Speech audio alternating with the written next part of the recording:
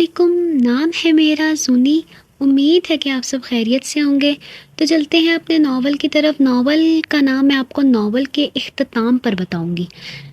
تو شروع کرتے ہیں اپنا ناول۔ وہ دلہن بنے کئی گھنٹوں سے بیٹھی تھی۔ اس نے سرخ رنگ کا جوڑا زیبدن کر رکھا تھا۔ اس نے سر اٹھا کر ایک نظر کمرے پر دوڑائی۔ بہت ہی اچھا سا بیڈ اسے جہیز میں ملا تھا۔ اس کے والد نے اسے بہت سارا چیزیں دیا تھا، لیکن اسے اس چیز کا کوئی فائدہ لگ نہیں رہا تھا۔ کون سا وہ کس شہر میں بہا کر آئی تھی جو اتنا سارا سامان دے دیا تھا؟ وہ تو ایک گاؤں میں بھی آ کر آئی تھی۔ اسے پتہ نہیں تھا کہ اب اسے گاؤں میں کیسے گزارا کرے گی۔ اسے اپنے گھر والوں سے یہ امید تھی کہ وہ اس گاؤں میں بہا دیں گے۔ اس نے BA کیا تھا۔ اسے لگا اس کو اتنی تعلیم دلوائی گئی ہے جو خاندان کی باقی لڑکیوں کو نصیب نہیں ہوئی، تو اس کی شادی بھی کسی پڑھے لکھے انسان سے ہوگی۔ لیکن یہ کیا، اس کی شادی تو ایک میٹرک پاس شخص سے ہوئی تھی۔ اس نے اس شخص کو کبھی دیکھا نہیں تھا۔ وہ اس کے دور کا رشتہ دار تھا۔ اس کا گزر کبھی گاؤں سے نہیں ہوا تھا۔ اس نے ساری زندگی شہر میں گزاری تھی۔ گو کہ زیادہ عیش و آرام والی زندگی نہیں دیکھی تھی۔ شہر میں رہ کر بھی اس نے وہی گھریلو کام کیے تھے جو ہر لڑکی کرتی ہے۔ اپنے گھر میں نہ ہی تو وہ کوئی بہت امیر ذاتی تھی، لیکن سچ یہ ہے کہ وہ گاؤں کے ماحول کی عادی نہیں تھی۔ اسے نہیں پتا تھا کہ گاؤں کے لوگ کیسے ہوتے ہیں۔ وہ ایک پڑھی لکھی سلجھی بھی لڑکی تھی۔ جس طرح سے وہ اپنے گھر میں رہتی تھی خوش باش، اور جس طرح اس کے والدین نے اس کو پیار دیا تھا اور اس کے بھائی نے اس کا ساتھ دیا تھا، تو اسے یہی لگتا تھا کہ شادی کے معاملے میں اسے پوچھا جائے گا اور کسی پڑھے لکھے انسان سے شہر میں اس کی شادی کروائی جائے گی۔ لیکن اچانک اس کے گھر والوں کو پتہ نہیں کیا بھوت سوار ہو گیا کہ اس کی شادی کا فیصلہ گاؤں میں رہنے والے ایک میٹرک پاس شخص سے کر دیا۔ یہ خبر اس کے سر پر پہاڑ کی طرح گری تھی۔ وہ سمجھ گئی کہ گاؤں کا کوئی جاہل گوار کے سر پر تھوپا جا رہا ہے۔ اس کے گھر والوں نے ایسا کیوں کیا، یہ تو کہانی بعد میں سنتے ہیں۔ ابھی تو وہ بیچاری کافی دیر سے دلہن بنی بیٹھی اپنے شوہر کا انتظار کر رہی ہے، جس کو اس نے آج تک دیکھا ہی نہیں ہے۔ اس کا ذہن ہے طرح طرح کے برے خیالات کے لیے اب تیار تھا۔ وہ جاہل بھی ہو سکتا ہے، بدصورت بھی ہو سکتا ہے، اور گاؤں والے سب کے سب جاہل ہی ہوں گے۔ اس نے اپنا ذہن ان سب باتوں کے لیے تیار کر رکھا تھا تاکہ اسے مزید کوئی دھچکا نہ لگے۔ اچانک سے دروازہ کھلا اور اس کا دلہا سامنے اندر آیا۔ اسے سر اٹھا کر دیکھنا چاہا مگر ہمت نہیں ہوئی۔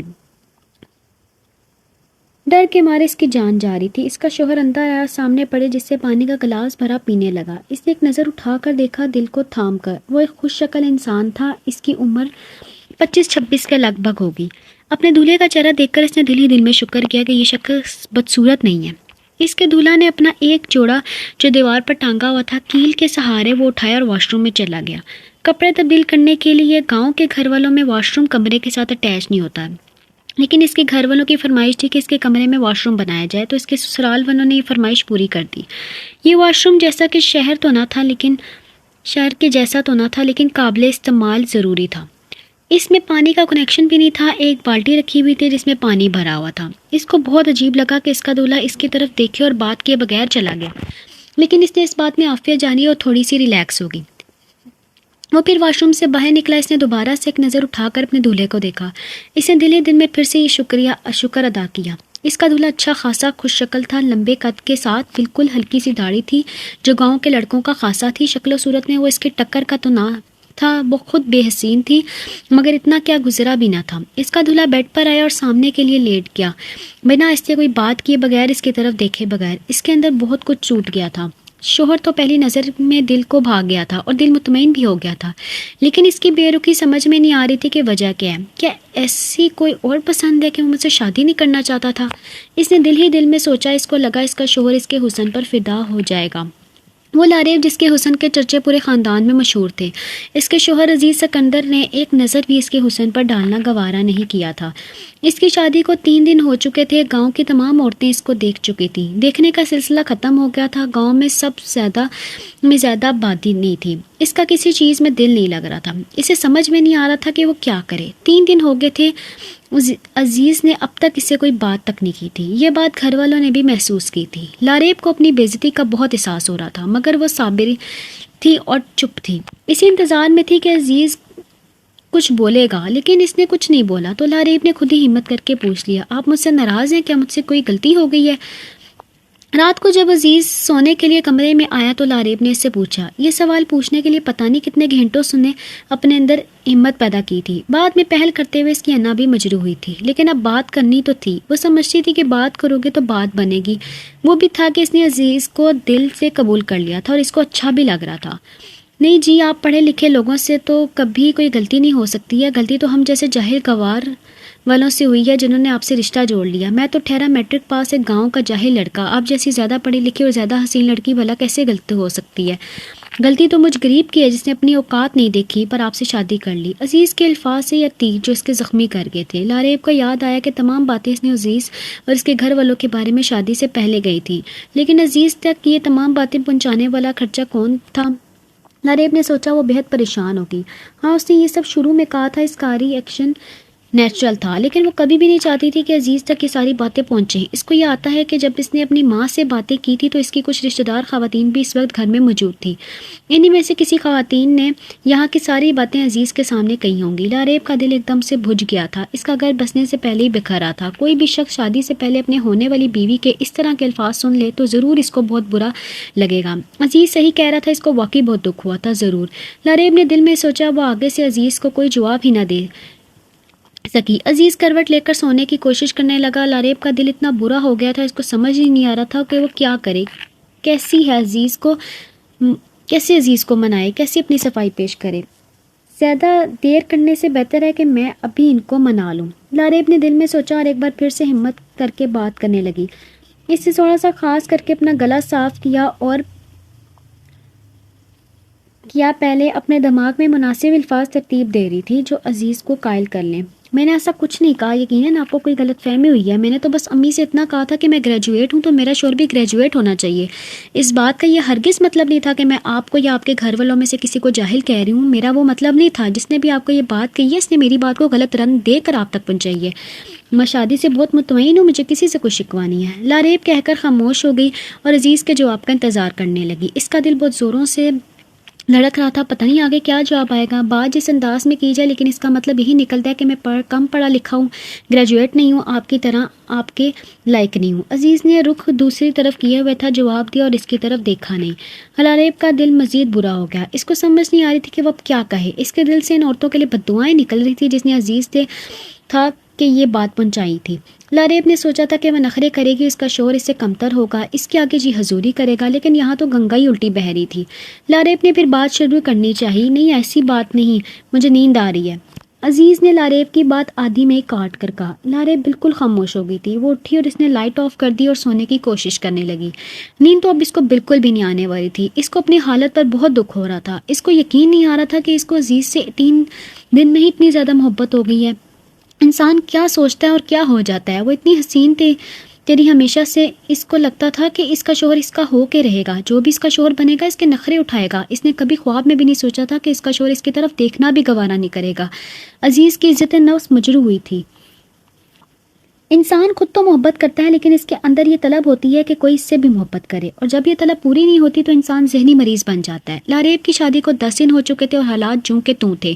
اس کے میکے جانے کا وقت آ گیا تھا. اس کو کچھ دن کے لیے اپنے میکے جا کر رہنا تھا. یہاں کا رواج تھا. ان حالات میں اس کا بالکل بھی دل نہیں چاہ رہا تھا میکے جانے کو. حالانکہ ہر لڑکی کا دل چاہتا ہے کہ وہ شادی کے بعد جلدی اپنے گھر والوں کے پاس جائے، لیکن اس وقت اس کی زندگی بہت ڈسٹرب تھی اور وہ جانتی تھی کہ اگر اس طرح کی شکل لے کر وہ اپنے ماں باپ کے پاس گئی تو وہ ضرور سوچیں گے کہ کوئی نہ کوئی گڑبڑ ہے اور وہ خوش نہیں ہے. اپنے ماں باپ کے پاس جانے سے پہلے اس کو ہر حال میں عزیز کو منانا ہی تھا، کیونکہ وہاں بہت دن کے لیے رہنے جا رہی تھی. اس طرح سے زیادہ دن دور رہ کر شادی شدہ زندگی بہت پیچھے رہ جانے والی تھی.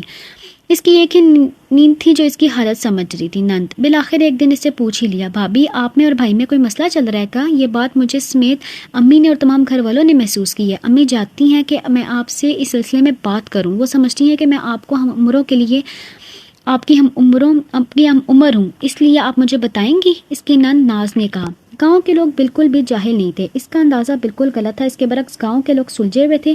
ان کو جاہل نہیں بلکہ سادہ کہا جا سکتا تھا.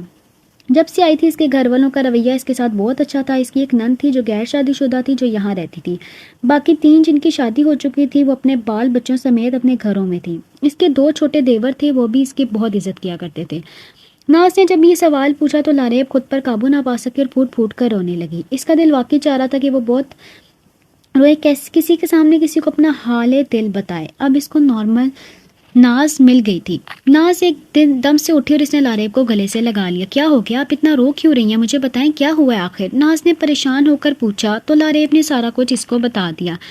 ہاں بھابھی، آپ کے ہاں سے کچھ عورتیں ہو کر ہمارے پاس آئی تھیں، انہوں نے آپ کی کہی ہوئی باتیں بھائی کے سامنے دہرائیں تو بھائی اس وقت بہت غصے میں آئے اور کہا کہ اس لڑکی سے بالکل بھی شادی نہیں کروں گا، لیکن شادی کی تاریخ طے ہو چکی تھی اور شادی کا ملتوی ہونا ممکن نہیں تھا۔ بھائی نے صاف انکار کر دیا تھا۔ اصل میں میرے بھائی بہت حساس طبیعت کے ہیں، وہ اپنی برائی نہیں برداشت کر سکتا۔ وہ ان خواتین نے بات ہی کچھ ایسے انداز میں کہی تھی کہ ہم سب کو بہت برا لگا تھا اور ہمارا دل بہت ٹوٹ گیا تھا، لیکن جب آپ آئی ہیں تو ہم پھر خوش ہو گئے اور آپ کو دیکھ کر، لیکن بھائی کے دل میں یہ بات بیٹھ چکی ہے، ان کی عزت نفس کو ٹھیس پہنچی ہے۔ سچ تو یہ ہے بھابھی کہ ہم گاؤں کے لوگ زیادہ پڑھے لکھے نہیں ہیں، لیکن بالکل جاہل بھی نہیں ہیں۔ ہم لوگوں کے دل صاف ہوتے ہیں، ہم کسی کا برا نہیں چاہتے ہیں۔ حالانکہ اس کے برعکس شہر میں وہ لوگ اچھے طریقے سے نہیں رہتے ہیں، آپس میں لڑائی جھگڑے کرتے ہیں۔ ہمارے ہاں بھی جھگڑے ہوتے ہیں لیکن بہت کم۔ گاؤں میں پیار محبت بہت زیادہ ہے۔ خیر اس بات کو چھوڑیں اور آپ کا بھائی کو منانے کی سوچیں۔ ناز نے ساری بات اس کو بتائی تو وہ اس کے سامنے بھی شرمندہ ہو۔ یقیناً مانو ناز، میرا ایسا کوئی مطلب نہیں تھا۔ اصل میں نے آج سے پہلے گاؤں کے لوگ نہیں دیکھے تھے تو میرے ذہن میں یہ تصور بیٹھا ہوا تھا، دیکھ لیا تو اپنے لفظ پر شرمندگی ہو رہی ہے۔ میں نے عزیز کو منانے کی بہت کوشش کی لیکن وہ نہیں مانے۔ اب تم ہی بتاؤ میں کیا کروں؟ لاریب پھر سے رونے لگی۔ بھابھی آپ کو بھائی پسند تو آئے ہیں نا؟ میرے بھائی بہت اچھے ہیں، بہت محبت کرنے والے۔ ایسے میں میٹرک کے بعد انہوں نے زمینوں کا کام سنبھال لیا تھا کیونکہ وہ بڑے بھائی ہیں اور انہیں کو سنبھالنا ہے، باقی دونوں چھوٹے ہیں۔ بھائی آ کے تعلیم حاصل کرنا چاہتے تھے لیکن ذمہ داریاں بہت تھیں، لیکن اب پھر سے وہ اپنی تعلیم جاری رکھنا چاہ رہے تھے۔ ناز نے کہا سچ بتاؤ نا تو مجھے عزیز پہلے نظر میں ہی پسند آ گئے تھے اور یہ پسندگی دن بدن بڑھتی جا رہی ہے، لیکن وہ مجھ سے ناراض ہیں، میں کچھ نہیں کر پا رہی ہوں۔ لیکن بھابھی آپ کو ہمت کرنی ہوگی، آپ ہیں جو انہیں منا سکتی ہیں، ہم میں سے کوئی بھی کچھ نہیں کر سکتا۔ آپ ماشاءاللہ سے خوبصورت ہیں، اپنی ادائیں دکھائیں گے، ان کے آگے پیچھے گھومیں گے تو وہ بھی انسان ہے، پر فدا ہو ہی جائیں گے اور باتوں کو بھول جائیں گے۔ ناز نے کہا تو ایک بار پھر سے لاریب نے بات کرنے کی ہمت کی عزیز سے۔ عورت ہونے کا انتظار کرنے لگی۔ عزیز کمرے میں آئے تو بات کریں۔ عزیز جیسے ہی کمرے میں آئے تو لاریب ایک دم سے کھڑی ہوگی۔ عزیز دیکھ کر تھوڑا حیران ہوا لیکن جا کر بیڈ پر بیٹھا اور اپنے جوتے اتارنے لگا۔ لاریب ایک دم سے جا کر اس کے قدموں میں گر گئی اور بہت رونے لگی۔ عزیز مجھے معاف کر دیں پلیز، ان سب باتوں کے پیچھے میری ایسی کوئی نیت نہیں تھی جو آپ سمجھ رہی ہیں، وہ کہہ کر پھر سے رونے لگی۔ عزیز کو ایک عجیب سا احساس نے آن گھیرا۔ ایک حسین لڑکی جو اس کی بیوی بھی تھی اس کے قدموں میں گری ہوئی تھی۔ عورت ساتھ کی بہت عزت کرتا تھا، کبھی بھی نہیں چاہتا تھا کہ دنیا کی کوئی بھی عورت کسی بھی مرد کے سامنے اس طرح سے جھک جائے، چاہے وہ شوہر ہی کیوں نہ ہو۔ عزیز کا دل ایک دم سے نرم پڑ گیا۔ اس نے لاریب کو دونوں ہاتھوں سے پکڑ کر اٹھایا اور اپنے ساتھ بٹھایا۔ مجھے معاف کر دو، مجھے لگ رہا ہے میں نے تمہارے ساتھ بہت زیادہ ناانصافی کر دی ہے، مجھے ایسا نہیں کرنا چاہیے تھا، تم میری ذمہ داریوں میں اس گھر میں آئی تھی اور میں نے ہی تم سے رخ موڑ لیا، مجھے بہت برا لگا تھا جب مجھے یہ باتیں پتہ چلی تو، لیکن تمہاری اس بار بار معافی مانگنے سے مجھے مجبور کر دیا کہ میں ساری باتیں بھلا کر تمہارے ساتھ ایک نئی زندگی کی شروعات کروں۔ میں تو سمجھا تھا کہ شہر کی کوئی بہت ہی مغرور لڑکی ہو جس کے ساتھ میری نہیں بنے گی، لیکن تمہارا یہ جھکاؤ اس نے مجھے مجبور کر دیا ہے، میرے دل کو تمہاری طرف مائل ہونے لگا ہے۔ عزیز کہتا جا رہا تھا اور اس کے آنسو پونچھتا جا رہا تھا۔ لاریب کو ایک دم سے ساری دنیا حسین لگنے لگی تھی اور واقعی اس دن کے بعد سب کچھ بدل گیا تھا۔ دونوں بہت خوش رہنے لگے تھے۔ پھر ایک دن اچانک وہ آ گیا اور اپنے ساتھ ایک ایسی قیامت لے کے آیا جس کی خبر کسی کو نہ ہو سکی۔ رئیس اسلم کا آنا کسی قیامت سے کم نہ تھا۔ صبح کا پہر تھا، ہوا چل رہی تھی ہلکی ہلکی۔ لاریب کے لیے آپ سب سے زیادہ مشکل کام یہ تھا کہ وہ گاؤں میں گھر کے کام کیسے کرے۔ ایک تو گاؤں میں گیس نہیں تھی، یہاں لکڑیاں جلا کر کھانا پکایا جاتا تھا۔ اگر گیس ہوتا تو لاریب پھر بھی کر لیتی، مگر اس کو لکڑیوں میں کھانا پکانا نہیں آ رہا تھا۔ بھابھی آپ چھوڑیں، میں کام کر لوں گی، آپ کام کی فکر نہ کریں، ناز محبت بھرے انداز میں کہا جب اس نے دیکھا کہ لاریب لکڑیاں توڑنے کی کوشش کر رہی ہے۔ ابھی تو تم کرو گی کام، لیکن جب تمہاری شادی ہو جائے گی پھر تو مجھے ہی کرنا پڑے گا نا، میرے لیے بہتر یہی ہے کہ میں جلد از جلد سارے کام سیکھ لوں۔ لاریب نے مسکرا کر کہا جب تک میں یہاں ہوں کم از کم تک تو آپ کوئی کام نہ کریں، آپ شہر سے آئی ہیں، آپ کے لیے گاؤں کا کام مشکل ہے۔ ناز کو بہت احساس تھا کہ وہ ان کاموں کی عادی نہیں تھی۔ لاریب نے ایک پل کو سوچا کہ یہ لوگ کتنے محبت کرنے والی ہیں، کتنا خیال رکھتی ہیں، اگر اس کی شادی شہر میں پڑھے لکھے کسی شخص سے ہوتی تو شاید اس کا اتنا خیال نہ رکھتے، کیونکہ اس نے دیکھا ہے کہ جو شادیاں شہر میں ہوئی ہیں ان میں زیادہ تر پیار محبت نہیں ہوتا ہے آپس میں۔ اب اس سے آپ کو لگ رہا تھا کہ وہ خوش قسمت ہے، بس اس کے لیے گاؤں میں کام کرنا بہت زیادہ مشکل تھا۔ آہستہ آہستہ وہ سیکھتی چلے گی۔ آگ جلانا بھی ناز نے اس کو سکھا دیا۔ ان کی زمینوں سے پیسہ آتا تھا. گندم کی فصل اور چاول کی فصل 6 مہینے میں تیار ہوتی تھی، یعنی کہ سال میں 6 مہینے میں آمدنی آتی تھی. ان لوگوں کی ساری ضرورت تھی اسی سے پوری ہوتی تھی. یہ بھی بہت مشکل تھا. 6 مہینے تک سارا سامان، ہر چیز ادھار لے کر فصل تیار ہونے تک انتظار کرتی، اور ادھر چکا دیتے. لیکن ماہانہ آمدنی میں بہت ساری سہولیات ہوتی ہیں. انسان اپنی بہت ساری ضروریات پوری کر لیتا ہے. لاریب نے سوچا کہ کیوں نہ ہو وہ بچوں کو ٹیوشن پڑھائے. جب اس نے اس بات کا ذکر عزیز سے کیا تو عزیز تھوڑا ناراض ہوا. تمہیں لگتا ہے کہ میں تمہاری ضرورت پوری نہیں کر سکتا، اس لیے تم خود کمانا چاہتی ہو. عزیز کا انداز بہت چبھنے والا تھا تو لاریب کو برا لگا. عزیز سے اس قسم کی جواب کی توقع نہیں تھی. نہیں، ایسی بات نہیں ہے. میں سوچ رہی تھی کہ میں سارا دن فارغ رہتی ہوں تو کیوں نہ بچوں کو پڑھاؤں. لاریب نے بات کو سنبھالنے کی کوشش کی اور کہا تم شوق سے پڑھاؤ، لیکن میں تمہیں بتا دوں کہ یہاں پیسے کوئی نہیں دے گا اس کام کے. گاؤں کے لوگ اگر یہ سب افورڈ کر سکتے تو اپنے بچوں کو شہر میں ہی بھیج دیتے. وہ اگر افورڈ کر بھی لیں تو ان لوگوں کو اس بات کا اتنا شعور نہیں ہے. گاؤں کے لوگ چاہتے ہیں کہ ان کا ہر کام مفت میں ہو جائے. ان کی خود غرضی نہیں، ان کی سادگی سمجھ لو. عزیز کا جواب سن کر لاریب کو مایوسی ہوئی. لاریب اپنے میکے آئی تھی، اب وہ بہت مطمئن ہو کر آئی تھی. عزیز اسے شہر چھوڑ کر واپس گاؤں چلا گیا. لاریب نے اس کو کہا کہ وہ کچھ دن اس کے ساتھ رہے، لیکن عزیز ان لوگوں میں سے نہیں تھا جو سسرال میں رہتے تھے. اس معاملے میں بہت خوددار تھا، بلکہ ہر معاملے میں ہی خوددار تھا. اس نے جہیز لینے سے بھی منع کر دیا تھا، لیکن لاریب کے والد نے کہا کہ یہ اس کی بیٹی کے لیے تحفہ ہے. ہر باپ کی خواہش ہوتی ہے. اس وجہ سے وہ چپ ہو گیا کہ جو بھی دے رہے ہیں اپنی بیٹی کو دے رہے ہیں. عزیز کا اس میں کوئی عمل دخل نہیں.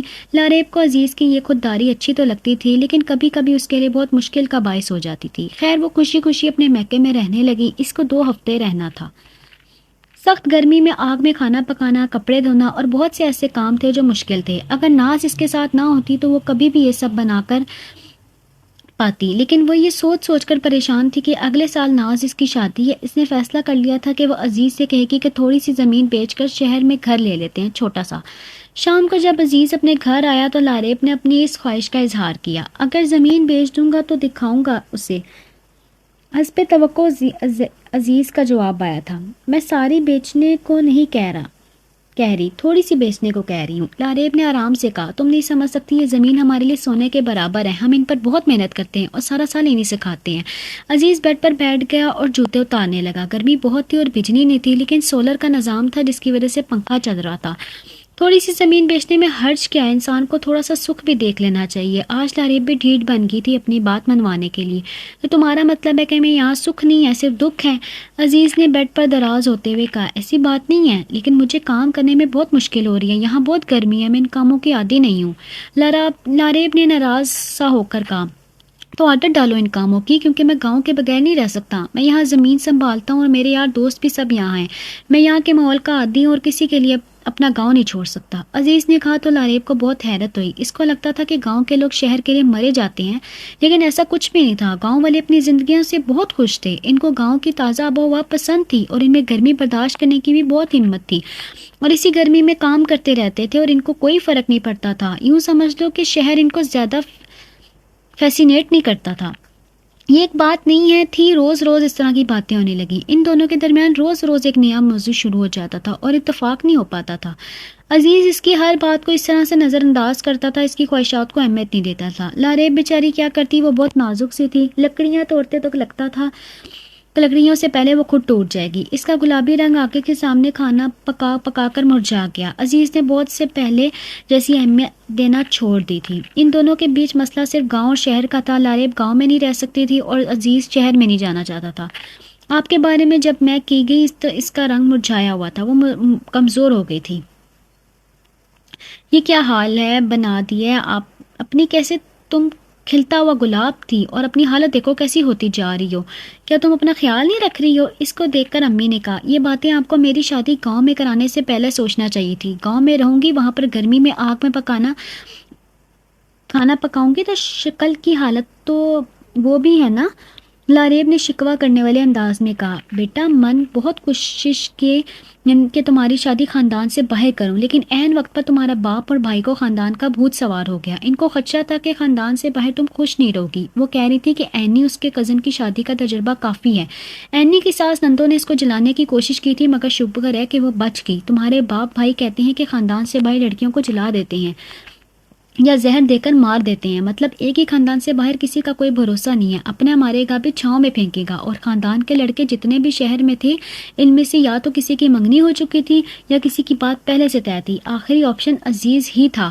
تو ان کے لیے تمہارے ابو اور بھائی سے ملے تو ان کو عزیز بہت اچھا لگا. اس میں کوئی شک نہیں کہ ہر چیز بہت اچھی ہیں لیکن صرف عزیز بہت اچھے ہیں لیکن صرف اچھا ہونا ہی سب کچھ نہیں ہوتا ہے. میں گاؤں میں نہیں رہ سکتی, مجھے مشکل ہو رہی ہے, میں وہاں کا کام نہیں کر سکتی ہوں. اور عزیز کو شہر کے نام سے چڑ ہے. لاڈیب نے منہ بنا کر کہا, بیٹا صبر کرو, اچھے دن بھی آئیں گے. تم کو بچہ ہو جائے تو بچے کی خاطر عزیز خود بخود شہر آ جائے گا. اماں نے کہا تو بچے کا سن کر وہ خوش ہو گئی. یہ تو میں نے سوچا ہی نہ تھا. واقعی آپ صحیح کہہ رہی ہیں, اولاد بہت بڑی طاقت ہے. اللہ کرے مجھے جلد اولاد ہو جائے تو میں بھی شہر آ جاؤں. لاڈیب کو اب ایک اور نئی امید بن رہی تھی. ایک ہفتہ اپنے میکے میں گزار کر لاڈیب اپنے گھر واپس آئی. شام کا پہر تھا, ہلکی ہوا چل رہی تھی. وہ 5 گھنٹے کا لمبا سفر کر کے آئی تھی. وہ اپنے بھائی مجاز کے ساتھ آئی تھی اور تھکن سے چور تھی. اپنے کمرے میں جانا چاہتی تھی. جیسے ہی وہ اپنے کمرے میں گئی تو اس کو لگا بیڈ کو کوئی سو رہا ہے. وہ حیران ہوئی کہ کوئی یہ عزیز کے سونے کا وقت نہیں تھا. وہ اس وقت گھر پر ہوتا ہی نہیں تھا.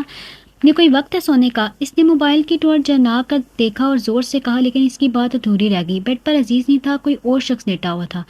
اس شخص نے لاریب کو دیکھا تو ایک جھٹکے سے اٹھ کھڑا ہوا. کون ہو تم؟ میرے کمرے میں کیا کر رہے ہو؟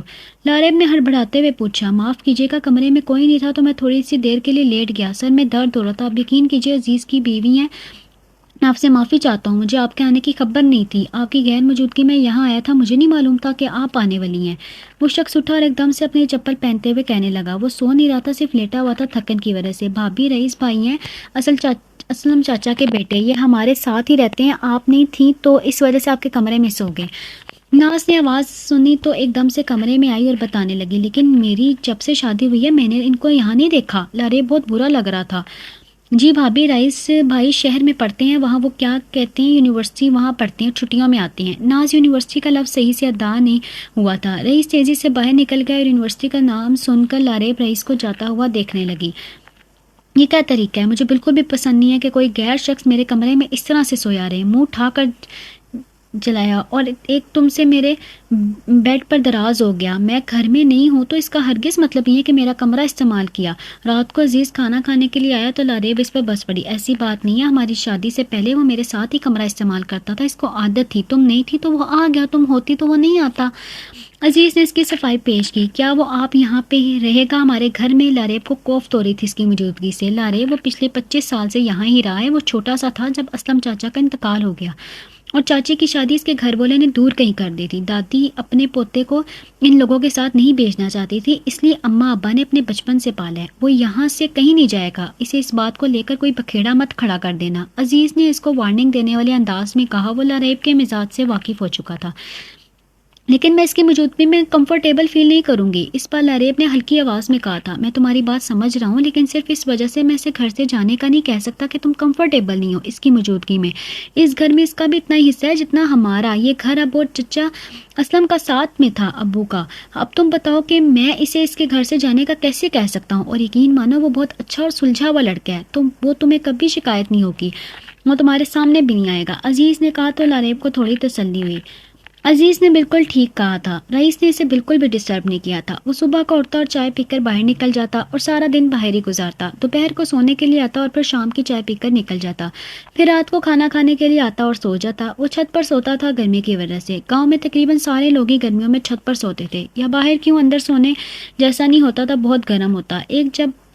صبح جب لاریب کی آنکھ جلدی کھل گئی تو اس نے دیکھا چائے بنی ہوئی نہیں ہے. آج شاید اس کے چاچی حلیمہ, اس کی ساس کی طبیعت خراب تھی, جس کی وجہ سے وہ صبح سویرے اٹھ نہیں پائیں. لاریب اٹھی, لکڑیاں جمع کرنے لگی چائے بنانے کے لیے. لکڑیاں جمع کرنا اور ان کو توڑنا اس کے لیے سب سے مشکل کام ہوا کرتا تھا, لیکن پھر بھی کرنا تو تھا. وہ لکڑیاں توڑنے کی کوشش کر رہی تھی کہ اس سے ٹوٹی نہیں جا رہی تھی. کسی نے ایک دم سے اس کے ہاتھ سے لکڑیاں لے کر توڑنا شروع کی. اس نے سر اٹھا کر دیکھا, وہ رئیس تھا. رئیس نے باری باری کر کے تمام لکڑیاں توڑی اور لاریب کے سامنے رکھ کر جلدی سے واپس چھت پر چلا گیا. ابھی صبح کا وقت تھا اور چھت پر دھوپ نہیں تھی. وہ چائے بنانے لگی اور روز اس طرح لکڑیاں توڑتی تھی. عزیز روز اس کو دیکھتا تھا لیکن کبھی اس نے مدد نہیں کی. لیکن آج اس کو حیرت ہو رہی تھی کہ رئیس نے اس کو دیکھا, اس کا احساس کیا اور اس کی مدد کی. وہ چائے بناتے ہوئے سوچ رہی تھی. چائے تیار ہو گئی تھی. اس نے چائے کیتلی میں ڈالی اور اپنے لیے پیالی بھری. صبح کا منظر بہت حسین تھا, ہلکی سی ہوا چل رہی تھی. وہ چائے کی پیالی اٹھا کر چارپائی پر بیٹھ گئی. چارپائی صحن میں رکھی ہوئی تھی. سب لوگ باہر ہی سو رہے تھے. اس نے چھت کی طرف دیکھا. رئیس وہاں سے جھانکنے لگا یہ دیکھنے کے لیے کہ چائے تیار ہوئی ہے کہ نہیں. وہ سیڑھیوں سے اترتا ہوا نیچے آیا, پیالی اٹھائی اور چائے کیتلی سے بھرنے لگا. وہ چائے کی پیالی اٹھا کر دوبارہ چھت پر چلا گیا. لاریب غیر ارادی طور پر اسے جاتا ہوا دیکھ رہی تھی. پھر آہستہ آہستہ سب جاگنا شروع ہو گئے. بھابھی ایک بات کہوں, اگر برا نہ منائے تو میرا دل کہہ رہا ہے کہ شہر جانے کو, شہر دیکھنے کو. اس بار جب آپ میکے جانا تو مجھے بھی ساتھ لے کے جانا. ناز نے اپنی خواہش کا اظہار کیا. ہاں کیوں نہیں, میں اس پر ضرور تم کو لے کر جاؤں گی اور تمہیں شہر بھی خوب گھماؤں گی. لاریب کو بہت خوشی ہوئی سن کر. جس اپنائیت سے ناز نے فرمائش کی تھی لاریب کو وہ اپنائیت بہت اچھی لگ رہی تھی. شام کو جب عزیز گھر آیا تو لاریب کو ایک بات کا خیال آیا. آپ لوگوں نے ناز کی نسبت رئیس سے کیوں طے نہیں کی؟ وہ پڑھا لکھا ہے, اس کا مستقبل روشن ہے, وہ ناز کے لیے بہترین انتخاب ہو سکتا تھا. لاریب نے عزیز سے کہا. عزیز جو اپنے موبائل میں مگن تھا ایک پل کو سر اٹھا کر لاریب کا دیکھا. تم یہ بتانا چاہتی ہو کہ رئیس مجھ سے زیادہ پڑھا لکھا اور قابل ہے؟ عزیز نے جواب دیا. لاریب کا دل کیا وہ اپنا سر دیوار پہ مار دے. ہر بات کا غلط مطلب کیوں آخذ کر لیتے ہیں؟ کیا میں آپ کوئی بات آپ سے ڈسکس بھی نہیں کر سکتی صرف اس لیے کہ آپ کو برا لگے گا؟ اس نے ناراض سا ہو کر کہا. ناز کی نسبت بچپن سے ہی میرے ماموں کے بیٹے سے طے ہے. امی اپنے بھائی کے گھر ناز کا رشتہ کرنا چاہتی تھی, عزیز نے بتایا. اچھا ہاں یہ بھی ہے, آنٹی کو ضرور شوق ہوگا اپنے بھائی سے رشتہ کرنے کا. اللہ ناز کے اچھے نصیب کرے, لاریب نے کہا. دن گزرتے گئے. لاریب امید سے ہوگی اور وہ بے حد خوش تھی کہ اب اس کو شہر جانے کا موقع ملے گا. ہم اپنے بچے کو شہر میں پڑھائیں گے, اسے شہری ماحول دیں گے. ایک دن لاریب نے عزیز سے کہا. ہاں انشاءاللہ میں اپنے بچے کو اچھی تعلیم دوں گا. میں خود تو ذمہ داریوں کی وجہ سے آگے نہیں پڑھ سکا, لیکن میں اپنے بچوں کے ساتھ ایسا نہیں ہونے دوں گا, عزیز نے کہا. تو لاریب خوشی سے سرشار ہو گئی. امی ٹھیک کہتی تھی, بچہ ہوگا تو خود ہی شہر کا رخ کرے گا. عزیز پتہ ہے لیبو یہ لاریب کا نک نیم تھا جو اس کے گھر والوں نے رکھا تھا. اب عزیز بھی اسے لیبو ہی کہتا تھا. میٹرک کے بعد مجھے آگے پڑھنے کا شوق تھا, لیکن ابا کا ایکسیڈنٹ ہو گیا اور ان کی ٹانگ ٹوٹ گئی. وہ بستر سے لگ گئے. بڑا بیٹا ہونے کی وجہ سے کم عمری میں پڑھائی ادھوری چھوڑ کے گاؤں واپس آ گیا اور رئیس نے اپنی پڑھائی جاری رکھی. میں اور رئیس ساتھ کالج میں پڑھتے تھے اور ہاسٹل میں رہتے تھے. جب ابا کی مزدوری کی خبر ملی تو میں دوڑا چلا آیا. یہاں آیا تو دیکھا ابا بستر پر پڑے تھے. گھر میں کوئی مرد نہیں تھا رکھوالی کے لیے. میری 3 بہنیں گھر میں تھیں. میری غیرت نے گوارا نہ کیا کہ میں ان کو اکیلا چھوڑ کر شہر جاؤں. گاؤں کے لوگوں سے میں واقف تھا. مجھے اس وقت احساس ہوا کہ جب ابا کی بیمار پرسی کے لیے آنے والے لوگ ٹیڑھی نظروں سے میری دونوں بڑی بہنوں کو دیکھ رہے تھے بہانے سے. میں چھوٹا تھا لیکن اتنا بھی نہیں. ناز چھوٹی تھی اس وقت. میں سمجھ گیا کہ میں واپس چلا گیا تو یہی لوگ میرے گھر میں بہانے سے آتے رہیں گے اور میری بہنوں کو عدم تحفظ کا احساس ہوگا. بدنامی کے خوف سے میں واپس نہیں گیا. یہاں قدم جما کر بیٹھ گیا, اپنے گھر اور اپنی عزت کا محافظ بن کر. وقت سے پہلے ہی میری طبیعت میں سختی آ گئی, لیکن مجھے لانی پڑی یہ سختی. آنے جانے والوں کو آنکھیں دکھانے لگا. وہ لوگ سمجھ گئے کہ میں اب شیر بن گیا ہوں. اس کے بعد کسی کی جرت نہیں ہوئی میرے گھر بہانے سے آنے کی. میں نے اپنی بہنوں کی شادیاں کی. اب نازکی کرنے والا ہوں. میں نے شوق سے پڑھائی نہیں چھوڑ دی تھی, مجبوری میں چھوڑی تھی. اس کا افسوس ہمیشہ رہے گا, پر یہ ظلم میں اپنے بچوں کے ساتھ نہیں کروں گا. عزیز نے اپنی بات ختم کی تو لاریب کی آنکھیں بھر آئیں. ہم کتنے غلط اندازے لگا لیتے ہیں لوگوں کے بارے میں, سوچتے نہیں کہ وہ کس قرب سے گزرے ہیں. بس کم پڑھے لکھے لوگوں کو ایک دم سے جاہل کا فتویٰ صادر کر دیتے ہیں. پچھلے سال میں کسی کام سے تمہارے شہر گیا. وہاں ٹھہرنے کی کوئی جگہ نہیں تھی تو تمہارے گھر ایک رات رکا تھا. تمہارے والد میرے ابا کے دور کے رشتے دار تھے. اس حوالے سے میں وہاں رہا. تمہارے والد نے مجھ سے بہت باتیں کی اور میرا سارا انٹرویو لیا. میرے گھر واپس آتے ہی انہوں نے میرے والد سے فون پر بات کی کہ وہ تمہارا رشتہ مجھ سے کرنا چاہتے ہیں. میں اس رشتے پر راضی نہیں تھا کیونکہ میں خود کو تمہارے لائق نہیں سمجھتا تھا. میں چاہتا تھا کہ میں کسی گاؤں والی لڑکی سے شادی کروں جو میرے گھر میں ایڈجسٹ ہو سکے. میں ہرگز نہیں چاہتا تھا کہ میں شہر کی لڑکی کو گاؤں لے کر آؤں اور اسے مشکل پیش آئے. اس لیے میں نے رئیس سے بات کی کہ وہ تم سے شادی کر لیں, کیونکہ وہ مجھے تمہارے لیے مناسب لگا تھا. ایک تو وہ اعلیٰ تعلیم لگ رہا تھا, دوسرا وہ تمہیں شہر میں بھی رکھ سکتا تھا. تمہارے والد سے بات کرنے سے پہلے میں نے رئیس سے پوچھا تو اس نے صاف انکار کر دیا. اس نے کہا کہ وہ اپنی مرضی سے شادی کرے گا اور فی الحال اس کا شادی کا کوئی ارادہ نہیں ہے. ابھی اپنی نوکری تلاش کرے گا اور اس کے بعد سوچے گا. اگلے 5 سال تک رئیس کا شادی کا کوئی ارادہ نہیں تھا اور تمہارے ابو کو جلدی تھی, مگر میں کیا کروں, میں گاؤں نہیں چھوڑ سکتا تھا. میں یہاں کا عادی ہو چکا ہوں. لیکن جب میرے بچے کی پڑھائی کا وقت آئے گا تو مجھے یہ قربانی دینی ہوگی. لیکن میں تم لوگوں کو شہر میں رکھ کر خود زیادہ تر گاؤں میں رہا کروں گا کیونکہ مجھے یہاں کا ماحول پسند ہے اور مجھے بالکل بھی اب کہیں اور مزہ نہیں آتا ہے. عزیز نے کہا تو لاریب کو تھوڑا سا عجیب لگا اپنے ساتھ رئیس کا نام لیتے ہوئے. اس نے عزیز کی طرف دیکھا. جیسا بھی تھا وہ لاریب کو پسند تھا. عزیز اب اس کی کل کائنات تھا. लारेब अपने मैके चलेगी, डॉक्टर ने इसे रेस्ट का कहा था। अजीज ने इसको अपने माँ बाप के पास भेज दिया, ये कहकर के वहाँ ज्यादा कंफर्टेबल होगी, वहाँ से खर्चा बेचता रहेगा। लारेब बहुत खुश थी कि वो 9 महीने अपने मैके में रहेगी और बच्चा हो जाने के बाद अजीज उसे शहर में घर लेकर देगा। उसकी खुशी का कोई ठिकाना नहीं था। एक तो वो माँ बनने वाली थी, ऊपर से उम्मीद की थी कि वो शहर में रहेगी।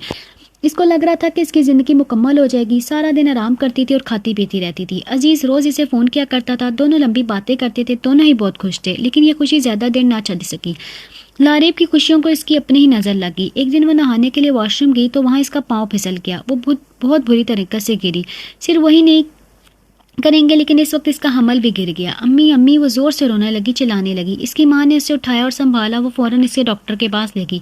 हमल तो ज़ाया हो ही चुका है, लेकिन अब आपको लंबा वक्फा करना पड़ेगा। 2 साल तक आपको सब्र करने पड़ेगा। थोड़ी सी पेचीदगी हो गई है, आप 2 साल इंतजार करें अगले बच्चे के लिए तो ज़्यादा सही है, वरना फिर से हमल ज़ाया होने का खतरा हो सकता है। प्रेग्नेंट तो आप बहुत आराम से हो जाएंगे, लेकिन बाद में हमल ज़ाया होने का खतरा है, इसलिए आपको 2 साल का इंतजार कह रही हूँ। डॉक्टर के अल्फाज उसके सीने में तीर की तरह पेवस्त हो गए थे। वो फिर से फूट फूट कर रोने लगी।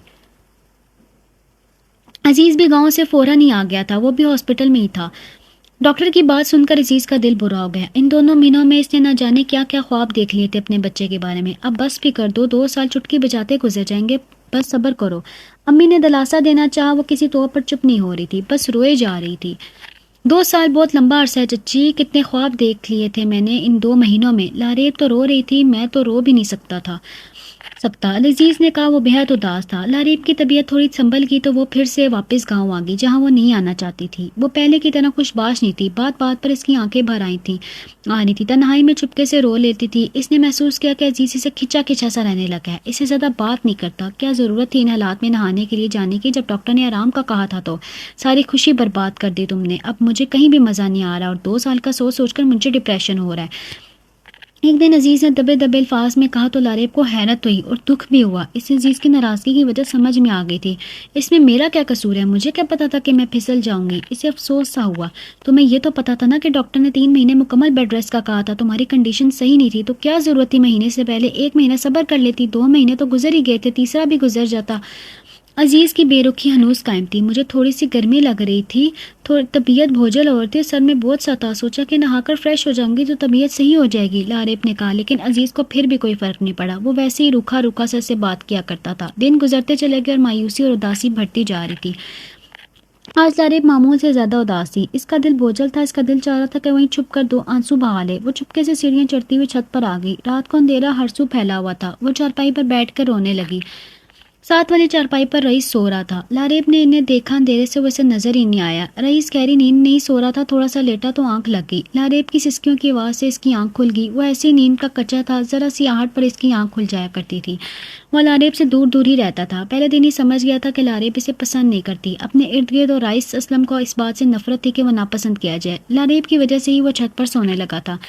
अल्लाह पाक, आप जानते हैं ना कि इसमें मेरा कोई कसूर नहीं है। मैंने जानबूझकर अपने बच्चे को नहीं मारा। मैं तो चाहती थी कि वो जल्दी दुनिया में आए और मेरे लिए बाइस निजात बने, लेकिन मुझे क्या पता था ये सब हो जाएगा। अब अजीज़ का ये इल्ज़ाम कि मैंने इस बच्चे को जानबूझ के मारा, ये इल्ज़ाम मुझे दुख दे रहा है। अल्लाह पाक, मुझसे इल्ज़ाम सहा नहीं जा रहा। प्लीज़ आप मेरी मदद करें, मुझे इस मुश्किल से निकालें। रोते हुए दुआ करती जा रही थी, इस बात से बेखबर कि कोई और भी सुन रहा था खुदा के अलावा। रईस की समझ में नहीं आ रहा था कि वो क्या करे। इसने हल्का सा खांस कर गला साफ किया ताकि लारेब को इसकी मौजूदगी का इल्म हो जाए और वह यहाँ से चली जाए। इसलिए कि इसने लारेब चौंक कर पीछे देखा। कौन है? लारेब ने शर्मिंदा सा होकर पूछा। वो जानती थी कि कौन हो सकता है। रईस के अलावा छत पर कोई नहीं जाता था, मगर 2 महीने शहर में गुजारने के बाद इसे रईस का वजूद बिल्कुल भूल ही गया था। वो भी घर में मौजूद है। मैं हूँ भाभी, आपने शायद मुझे नहीं देखा। आप नीचे अपने कमरे में चली जाएं तो ज़्यादा बेहतर होगा, रईस ने कहा। तो वो झटके से उठी और भागती हुई सीढ़ियां उतर गई। वो नीचे अपने कमरे में आई जहाँ अजीज लेटा हुआ मोबाइल में कोई गेम खेल रहा था। वो चुपके से आकर बेड पर लेट गई। इसको बहुत बुरा महसूस हो रहा था। रईस ने इसको खुदा से बातें सुन ली थी। क्या सोच रहा होगा इसके बारे में? इसको पछतावा होने लगा। सितंबर का महीना था। गर्मी का जोर टूट चुका था। ये अलविदाई गर्मी का मौसम था। अक्टूबर में जहाँ ठंड पड़ना शुरू हो जाया करती थी, कभी कभी तो गर्मी इतनी लंबी होती थी कि अक्टूबर भी पूरा का पूरा गर्म ही रहता था। नवंबर में जाकर सही तरह से सर्दी पड़ना शुरू हो जाती थी। गर्मी मामूल से कम थी और दिन ब दिन कम होती जा रही थी। बदलते मौसम को देखकर लारेब ने सुख का सांस लिया। कम से कम अब आग के सामने बैठकर खाना बनाना इतना मुश्किल नहीं हुआ करेगा, इसने सोचा। صبح جب وہ کیتلی سے چائے کی پیالی بھری تھی تو ایک ہاتھ اس کے سامنے آیا جس نے پیالی تھامی ہوئی تھی۔ اسے نظر اٹھا کر دیکھا سامنے رئیس تھا جس نے اپنا ہاتھ دراز کیا ہوا تھا تاکہ وہ اسے پیالی بھر کر دے چائے کی۔ لاریب نے آرام سے اس کو پیالی بھی بھر دی۔ اس کو حیرت ہوئی، رئیس نے کبھی اس طرح کی حرکت نہیں کی تھی کہ وہ اس سے کچھ مانگے، بلکہ وہ تو اس کے سامنے ہی نہیں آتا تھا۔ پھر اچانک لاریب کو کل رات والی بات یاد آئی۔ وہ چائے کی پیالی اٹھا کر سامنے چارپائی پر بیٹھ گیا اور چائے پینے لگا۔ لاریب کو محسوس ہوا کہ وہ اسے ہی دیکھ رہا ہے۔ وہ کیوں اسے دیکھ رہا ہے وہ سمجھ گئی تھی۔ کل رات رونے کی وجہ سے شاید وہ اس کی آنکھوں میں دیکھنا چاہتا تھا۔ اس کی آنکھیں واقعی سرخ تھیں۔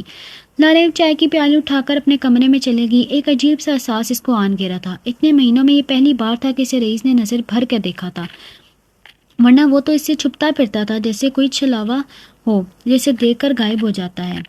زندگی پہلے ہی بدمزہ تھی اور اب مزید بدمزہ ہو گئی تھی۔ پہلے تو جیسے تیسے وہ گاؤں میں رہ رہی تھی کسی امید سے، لیکن اب وہ امید بھی ٹوٹ گئی تھی۔ عزیز کی بے رخی قائم تھی اور بس کھانے اور سونے کے لیے گھر آتا تھا۔ سارا دن کھیتوں کے پاس ڈیروں پر بیٹھا رہتا تھا، اپنے دوستوں کے ساتھ وہاں ہی موبائل استعمال کرتا، نیٹ چلاتا، اس کا دن گزر جاتا تھا۔ حلیمہ خاتون نے بھی نوٹ کیا۔ بیٹا تم دونوں میں ناراضگی چل رہی ہے کیا؟ ایک دن اس کی ساس نے پوچھ ہی لیا۔ لاریب نہیں چاہتی تھی کہ اس کی ساس کو پتہ چلے۔ اس کی ساس کا یہ سوال بہت گراں گزرا تھا۔ نہیں چاچی ایسی کوئی بات نہیں ہے، بس وہ بچے کی وجہ سے اداس ہیں۔ لاریب نے بات ٹال دی۔ ہاں اداس تو ہوگا، تم نے بھی احتیاط نہیں کی۔ ساس آخر ساس تھی، اپنا رول تو پلے کرے گی نا، کب تک اچھی بنے رہے گی؟ تانا مار ہی دیا آج۔ لاریب نے سوچا آج اس کا دل ساس سے بھی اٹھ گیا۔ سسر بیچارے تو بستر پر پڑے رہتے تھے، وہ بے ضرر تھے۔ پیچھے سے آتے رئیس نے سن لیا۔ اس نے ایک نظر لاریب پر ڈالی اور اندر چلا گیا۔ لاریب کا دل برا ہو گیا، اسے اپنا آپ چھوٹا لگنے لگا تھا۔ اب رئیس سے اس کو مسئلہ تھا۔ پہلے اس نے چھت پر سب سن لیا، اب ساس کی باتیں سن لی۔ پہلے وہ نظر ہی نہیں آتا تھا، اب نظر آنے لگا تھا۔ شام ہوتے وہ چھت پر چلا جاتا، وہاں اس کی چارپائی رکھی ہوتی تھی، وہ کھانا بھی وہاں لے کے جاتا۔ چائے بھی لاریب ڈسٹرب نہیں ہوتی تھی، مگر آج کل ہو رہی تھی کیونکہ وہ معمول سے زیادہ اس کی نظروں کے سامنے آنے لگا تھا۔ اس کا وہم تھا یا کچھ اور، لاریب سمجھ نہیں پا رہی تھی۔ شام ہر سو پھیل رہی تھی، دور دور تک نظر آتے کھیت اب اندھیرے میں ڈوبنے والے تھے۔ سورج دن کی آخری سلام کرتا ہوا بالکل نارنجی رنگ کا ہو چکا تھا، گول نارنجی جیسا ہی لگ رہا تھا۔ اس کے ارد گرد ہلکے بادل تھے۔ یہ منظر رئیس کو بے حد بھاتا تھا۔ روز اسی منظر سے لطف اندوز ہونے کے بعد وہ شام سے پہلے چھت پر چڑھ آتا تھا، دونوں ہاتھ چھت کی باؤنڈری وال پر رکھ کر نظارہ کرتا تھا۔ آج بھی وہی کر رہا تھا۔ اس دلفریب شام سے لطف اندوز ہو رہا تھا۔ ستمبر کا وسط تھا۔ اس نے نیچے جھانکا جہاں لاریب اور ناز رات کا کھانا تیار کر رہی تھی۔ ناز روٹیاں پکا رہی تھی اور لاریب سالن میں چمچ ہلاتی جا رہی تھی، لیکن اداس لگ رہی تھی۔ پچھلے 2 مہینے سے وہ یہاں نہیں تھی، اس لیے وہ سکون سے تھا، نیچے جاتا تھا، پر اب بھی پھر سے وہ چھت کا ہی ہو کر رہ گیا تھا۔ اسے اپنے گھر میں ہی وہ محدود تھا۔ شام ہوتے ہی ہلکی ہوا چلنا یہاں کا معمول تھا۔ جس دن یہ ہوا نہ چلتے اس دن حبس ہوتا تھا، پر آج چل رہی تھی۔ اس کا دل چائے پینے کو چاہا۔ نازو، رئیس نے چھت سے ہی ناز کو پکارا۔ اس کا یوں پکارنے پر ناز اور لاریب دونوں نے سر اٹھا کر دیکھا۔ رئیس نے ہاتھ کے اشارے سے چائے کا کہا۔ ناز سمجھ گئی، لیکن لاریب نہ سمجھی۔ کیا کہہ رہے ہیں؟ لاریب نے ناز سے پوچھا۔ چائے بنانے کا کہہ رہے ہیں رئیس بھائی، ناز نے بتایا۔ تم اس کا اشارہ سمجھ گئی؟ لاریب نے مسکرا کر پوچھا۔ ہاں، عادت ہے ان کی، بات کم کرتے ہیں، اشارے سے بات سمجھاتے ہیں۔ میں ان کا ہر اشارہ سمجھ جاتی ہوں، بچپن سے عادت ہے نا۔ ناز نے تو تار کر چائے کی پتیلی چڑھا دی۔ تم کو خوف نہیں ہوتی رئیس کی موجودگی سے؟ لاریب نے پوچھا۔ ارے نہیں، جب وہ شہر ہوتے ہیں تو مجھے ان کا انتظار رہتا ہے۔ عزیز بھائی سے زیادہ رئیس بھائی میرا خیال رکھتے ہیں، مجھے ان کی کمی محسوس ہوتی ہے ان کی غیر موجودگی میں۔ جب وہ آتے ہیں تو میں سب سے زیادہ خوش ہوتی ہوں۔ ان کا ہر کام میں ہی کرتی ہوں، ان کے لیے چائے بنانا، ان کے کپڑے دھونا، استری کرنا، ان کا کھانا، سب میری ذمہ داری ہے، ناز کہتی جا رہی تھی۔ لاریب کو احساس ہوا کہ وہ واقعی ان کے گھر کا فرد تھا، سب کو اس کی عادت تھی، اب اس کی بے حد عزت کرتے تھے، ہر دل عزیز تھا۔ لاریب نہیں تھی یہاں تو اس کو الجھن ہوتی تھی۔ بھائی چائے تیار ہے، نازو نے آواز دی۔ نازو کی آواز سن کر وہ نیچے آیا۔ ناز نے پیالی میں چائے بھری اور اس کو پیش کی۔ تم بھی پیو چائے، اداسی کو ختم کرنے میں مدد دیتی ہے، رائس نے کہا۔ ناز سے تھا لیکن نظر لاریب پر جما کر گئی۔ لاریب نے چونک کر اسے دیکھا، وہ اسے دیکھ رہا تھا۔ جیسے ہی لاریب نے دیکھا، اسے نظر چرا لی اور چائے اٹھا کر پھر سے چھت پر چلا گیا۔ لاریب سمجھی کہ وہ کس کی اداسی کی بات کر رہا تھا۔ ایک رات رئیس گھر آیا تو سیدھا سیڑھیوں کی طرف بڑھا۔ حلیمہ خاتون نے اسے آواز دی۔ رئی بیٹا کھانا تیار ہے، پہلے کھانا کھا لو پھر اوپر جاؤ، حلیمہ خاتون نے پیار سے کہا۔ لاریب بھی ان کے ساتھ ہی بیٹھی ہوئی تھی، سب لوگ کھانا کھا رہے تھے۔ چاچی نازو سے کہیں کہ میرا کھانا اوپر لے آئیں، رئیس کہتا ہوا تیزی سے سیڑھیاں عبور کر گیا۔ حلیمہ خاتون نے آخر تک اسے جاتا ہوا دیکھا اور ایک آہ بھری۔ اتنے مہینوں سے میرا بچہ چھت پر ہی رہ رہا ہے، کھانا بھی اوپر کھاتا ہے، چائے بھی اوپر ہی پیتا ہے، اپنے ہی گھر میں پرایا ہو کر رہ گیا۔ میں تو اس کی صورت دیکھنے کو ترس گئی ہوں. پہلے گھنٹوں میرے ساتھ بیٹھ کر باتیں کیا کرتا تھا, نازوں کے ساتھ باتیں کرتا تھا, اپنے چچا کا خیال رکھتا تھا, لیکن اب دوسرے لوگوں کی وجہ سے چھت پر ہی بیٹھا رہتا ہے. حلیمہ خاتون نے دبے ہوئے الفاظ میں کہا. یہ دوسرے لوگ کون تھے؟ لاریب سمجھ گئی. حلیمہ خاتون صاف صاف لاریب کو ہی سنا رہی تھی. لاریب کو سن کر برا لگا. اس کا دل کھانے سے اٹھ گیا. وہ چپ چاپ سی ہو کر اٹھی اور اپنے کمرے میں چلی گئی اور رونے لگی. عزیز نے اسے روتا ہوا دیکھا تو وجہ پوچھی. ہر بات کا الزام مجھ پر ہی آ جاتا ہے گھوم پھر کر. بچہ ضائع ہو گیا, ابھی چچی مجھے باتیں سنا رہی ہیں. اب رئیس کی وجہ سے مجھے ہی باتیں سننی پڑ رہی ہیں. میں تو رئیس سے نہیں کہتی کہ وہ چھت پر ہی رہے, وہ اپنی مرضی سے وہاں رہتا ہے. وہ آنسو پوچھتے ہوئے کہتی جا رہی تھی. تم اسے کہتی نہیں کہ لیکن وہ تمہاری وجہ سے ہی ایسا کر رہا ہے. اسے محسوس کیا کہ تم کو اس گھر میں رہنا پسند نہیں ہے, اس لیے وہ دور ہو گیا سب گھر والوں سے. ورنہ تو وہ سارا دن امی کے ساتھ بیٹھا رہتا تھا, ابو کے ساتھ بات نہیں کرتا تھا. سچ پوچھو تو گھر کی رونق صرف رئیس ہی تھی, لیکن جب سے ہماری شادی ہوئی ہے وہ رونقیں مدھم پڑ گئی ہیں. عزیز موبائل میں گیم کھیلتے ہوئے بنا دیکھے اسے کہہ رہا تھا. مطلب آپ بھی مجھے ہی اس بات کا ذمہ دار ٹھہرا رہے ہیں. میں تو اس سے نہیں کہتی کہ سب نہ کرے, چچی کے ساتھ نہ بیٹھے, چچا سے باتیں نہ کرے. لاریب کو بہت دکھ ہوا تھا عزیز کی بات سے. لیبو, بہت سی باتیں کہیں نہیں جاتی ہیں, انسان بنا کچھ کہے ہی اپنا رویے سے بہت کچھ کہہ دیتا ہے. تمہارا جو رویہ رئیس کے ساتھ پہلے دن سے تھا, اس کے بعد وہ تم سے اجتناب ہی کرتا ہے. پہلے دن ہی تم نے اسے اپنے کمرے میں سونے کی وجہ سے باتیں سنائی تھی. ان باتوں کی وجہ سے وہ سب سے دور ہو گیا, اپنے ہی گھر میں اجنبیوں کی طرح رہتا ہے. سچ پوچھو تو اس گھر میں مجھ سے بھی زیادہ اہمیت رئیس کو ملتی ہے, کیونکہ وہ سب کا بہت خیال رکھتا ہے. تم تھوڑا سا اپنے رویے میں تبدیلی لو, ہلکی پھلکی بات اسے کر لیا کرو تاکہ اسے اپنائیت کا احساس ہو. عزیز نے آرام سے کہا. لاریب کو سن کر بہت حیرت ہوئی کہ سب گھر والے اندر ہی اندر اسے ناراض تھے رئیس کی وجہ سے. اب آہستہ آہستہ سب کی شکایتیں سامنے آتی جا رہی تھی. اس دن کے بعد سے جب رئیس گھر آتا تھا تو لاریب غصے سے منہ پھیر لیتی تھی. حالانکہ وہاں نظر نہیں آتا تھا, لیکن جب بھی نظر آتا تو لاریب اپنا چہرہ دوسری طرف کر لیتی, صاف جتاتی کہ وہ ناراض ہے. پہلے زندگی میں پریشانیاں کم ہے کہ یہ اب رئیس نامی مصیبت میرے سر پر سوار ہو گئی ہے. خواہ خواہ میں اس کی وجہ سے مجھے سلواتیں سننی پڑ رہی ہیں. لاریب نے غصے سے زیر لب بڑبڑاتے ہوئے کہا. رئیس نے یہ بات محسوس کی تھی کہ لاریب اس پر غصہ یا اس سے ناراض ہے. پتہ نہیں اب کیا بات ہوگی ہے جو محترمہ مجھے دیکھ کر منہ پھیر لیتی ہیں. رئیس کو پریشانی ہونے لگی. ایک دن اس نے ناز کو چھت پر بلایا. سنو, ایک بات پوچھوں؟ سچ بتانا, تمہاری بھابھی صاحبہ کا موڈ آج کل مجھ پر بہت خراب لگ رہا ہے. کوئی بات ہوئی ہے کیا؟ رئیس نے رازداری والے انداز میں ناز سے پوچھا. ناز تھوڑی دیر تو چپ رہی, اس کو دیکھتی رہی. اس کو سمجھ نہیں آ رہی تھی کہ وہ کیا جواب دے. پھر آ کر بول پڑی. وہ بھائی آپ چھت پر ہوتے ہیں نا سارا دن, تو اس وجہ سے بھائی اور امی نے ان کو باتیں سنا دی ہیں. بھابھی بہت روئی میرے سامنے, کہہ رہی تھی کہ میں نے تو رئیس کو نہیں کہا کہ وہ چھت پر جا کر رہے, وہ اپنی مرضی سے رہ رہا ہے. میں نے اس کو منع نہیں کیا کسی بھی چیز سے, پھر بھی ہر بات کا الزام مجھ پر ہی آ جاتا ہے. ناز نے صاف صاف بتایا. اچھا تو یہ بات ہے. رئیس سوچ میں پڑ گیا. سچ کہہ رہی ہے وہ, واقعی اس نے مجھے کچھ بھی نہیں کہا. میں تو اپنی مرضی سے یہاں رہ رہا ہوں. وہ بیچاری پہلے ہی بہت پریشان ہے, پھر سب میری وجہ سے اس کو پریشان کر رہے ہیں. چچی اور عزیز کو اس طرح نہیں کہنا چاہیے تھا. مجھے بہت افسوس ہو رہا ہے. میں کسی کے لیے بھی پریشانی کا باعث نہیں بننا چاہتا, خاص کر لاریب کے لیے تو بالکل بھی نہیں. رئیس واقعی پریشان ہو گیا تھا. میں بھی سوچ رہی تھی بھائی آپ نے ہمارے ساتھ بیٹھنا ہی چھوڑ دیا ہے نا, ہمارے ساتھ کھانا کھاتے ہیں نا, ہمارے ساتھ آپ پہلے جیسی باتیں کرتے ہیں. ناز نے منہ بنا کر کہا. دیکھو نازو, میں نہیں چاہتا کہ میری زندگی کی وجہ سے کسی کو بھی کوئی پریشانی ہو. میں نے پہلے دن ہی محسوس کیا تھا کہ لاریب کو میری وجہ سے تنگی ہو رہی ہے, اس لیے میں زیادہ وقت اوپر ہی گزارتا ہوں. اب رئیس نے کہا. لیکن میں حیران ہوں کہ آپ تو کسی کو تنگ نہیں کرتے, آپ تو بہت پیارے ہیں, پھر بھابھی آپ سے کیوں تنگ ہو رہی ہیں؟ ناز نے حیرت سے پوچھا. دیکھو نازو, لاریب جب اپنے گھر رہتی تھی تو اس کے گھر میں صرف اس کا ایک بھائی رہتا تھا. اپنے سگے بھائی کے علاوہ اس کا کسی دوسرے لڑکے سے پالا نہیں پڑا تھا. اس کے گھر کوئی بھی کزن وغیرہ آتا جاتا نہیں تھا, کیونکہ اس کے ابو اور بھائی کا مزاج سخت تھا. اس کا بھائی اس کا محرم تھا. پھر اس کی شادی یہاں گاؤں میں ہو گئی تو یہاں پر عزیز اس کا محرم ہے, اور میں اس کے لیے نامحرم ہوں, اور ہر لڑکی نامحرم کی موجودگی میں تنگ ہوتی ہے, اس لیے وہ بھی ہو رہی ہے. اس میں اس کا کوئی قصور نہیں ہے. رئیس نے آرام سے سمجھایا. لیکن اب میرے لیے بھی تو نامحرم ہے, تو میں تو کبھی تنگ نہیں ہوئی آپ کی موجودگی سے. ناز معصومانہ سوال کیا. ارے پگلی, ہم تو بچپن سے ساتھ ہیں نا, اور چچا زاد بھی ہیں, تو اس لیے محسوس نہیں ہوتا. لیکن وہ کبھی ہمارے بیچ نہیں رہی, اس لیے اس کو محسوس ہو رہا ہے, رئیس نے سمجھایا. حلیمہ ناز کو آوازیں دینے لگی تو وہ جلدی سے نیچے اتر گئی, لیکن رئیس کو پریشان کر گئی. وہ جتنا چاہتا تھا کہ لاریب کے لیے پریشانی کا باعث نہ بنے, اتنا ہی پریشانی کا باعث بنتا جا رہا تھا. وہ چاہتا تھا کہ کوئی اسے نفرت نہ کرے, اور لاریب کی آنکھوں میں اپنے لیے نفرت دیکھ کر اس کو بہت برا محسوس ہو رہا تھا. وہ ارادہ کر چکا تھا کہ شہر میں رہنے کا, لیکن اب یہ سب سن کر اس نے اپنا ارادہ ملتوی کر دیا تھا.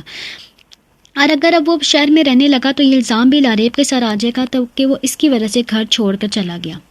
लारेब अपने मैके आई भी थी। इसके भाई मजाज की शादी की तैयारी चल रही थी। वो बहुत दिनों के लिए रहने आई थी और नाज को भी अपने हमरा लेकर आई। इस बार रोज़ाना अपनी माँ और नाज के साथ शॉपिंग पर निकल जाती। नाज बहुत खुश थी और बहुत लुत्फानंदोज़ हो रही थी शहर के माहौल से और शॉपिंग से।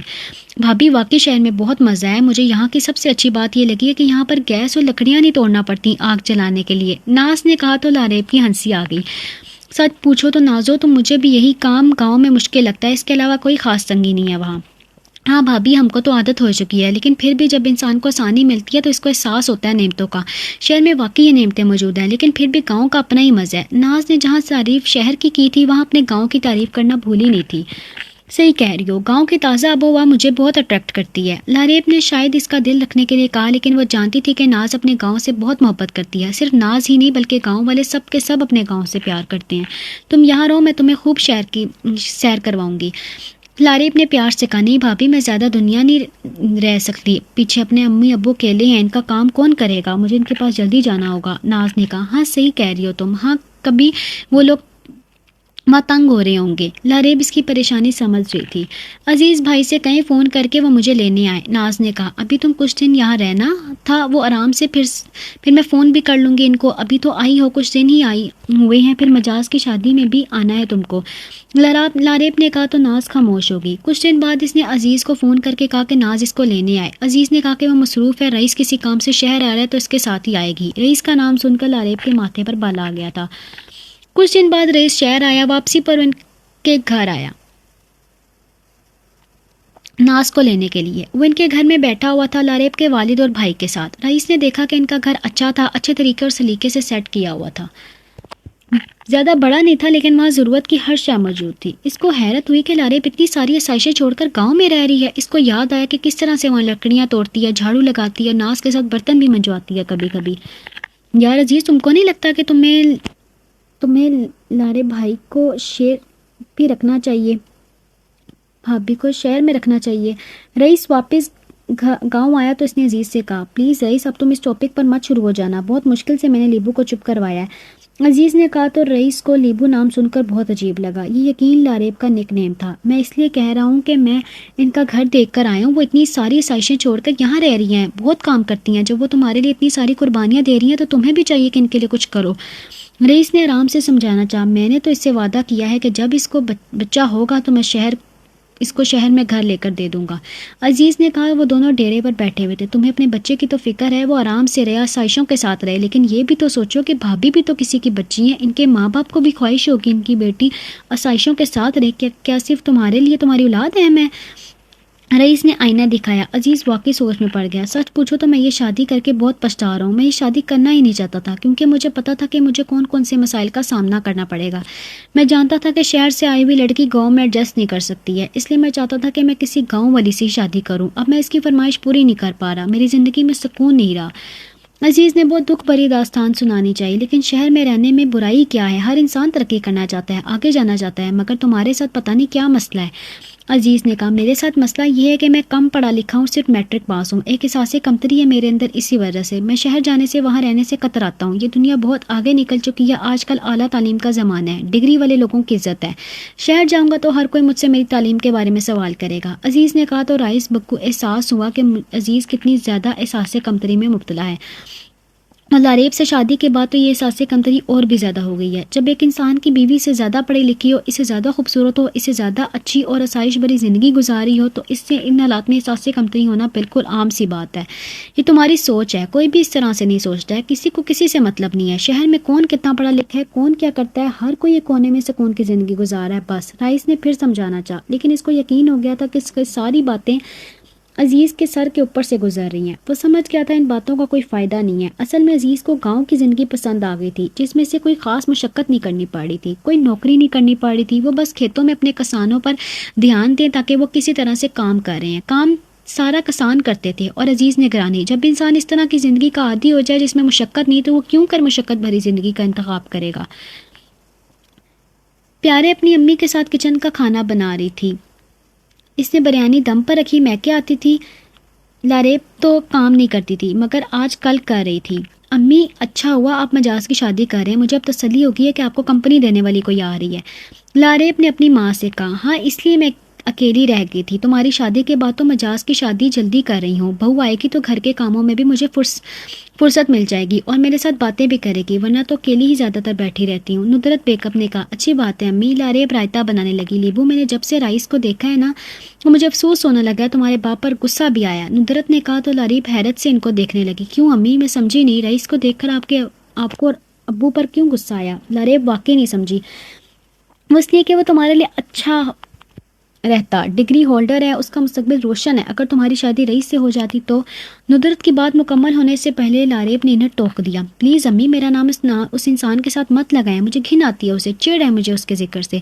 عزیز جیسے بھی ہیں اچھے ہیں, وہ مجھے اچھے لگتے ہیں. رئیس کا نام آئندہ میرے نام کے ساتھ مت لیجیے گا. لاریب ایک دم سے تب کی.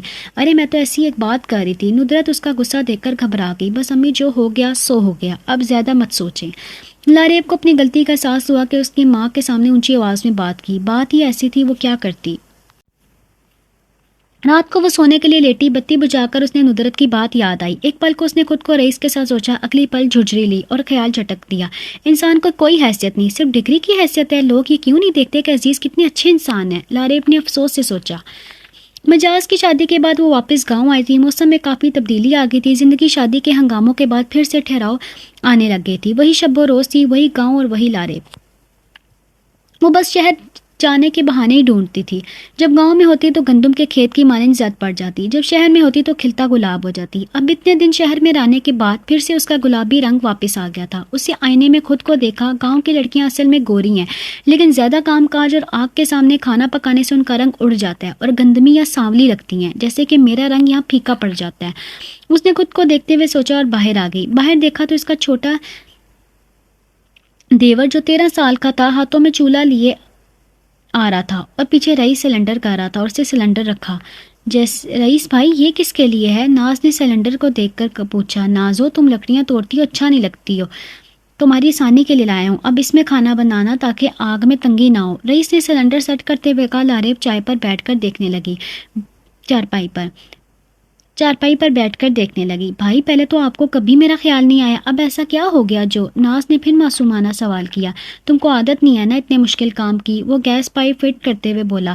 مجھے تو عادت ہے بھائی, ناز نے کہا. جن کو نہیں ہے ان کے لیے. رئیس جتانے والے ایک نظر لاریب پر ڈال کر کہتا باہر نکل گیا. لاریب اسے دیکھتی رہ گئی.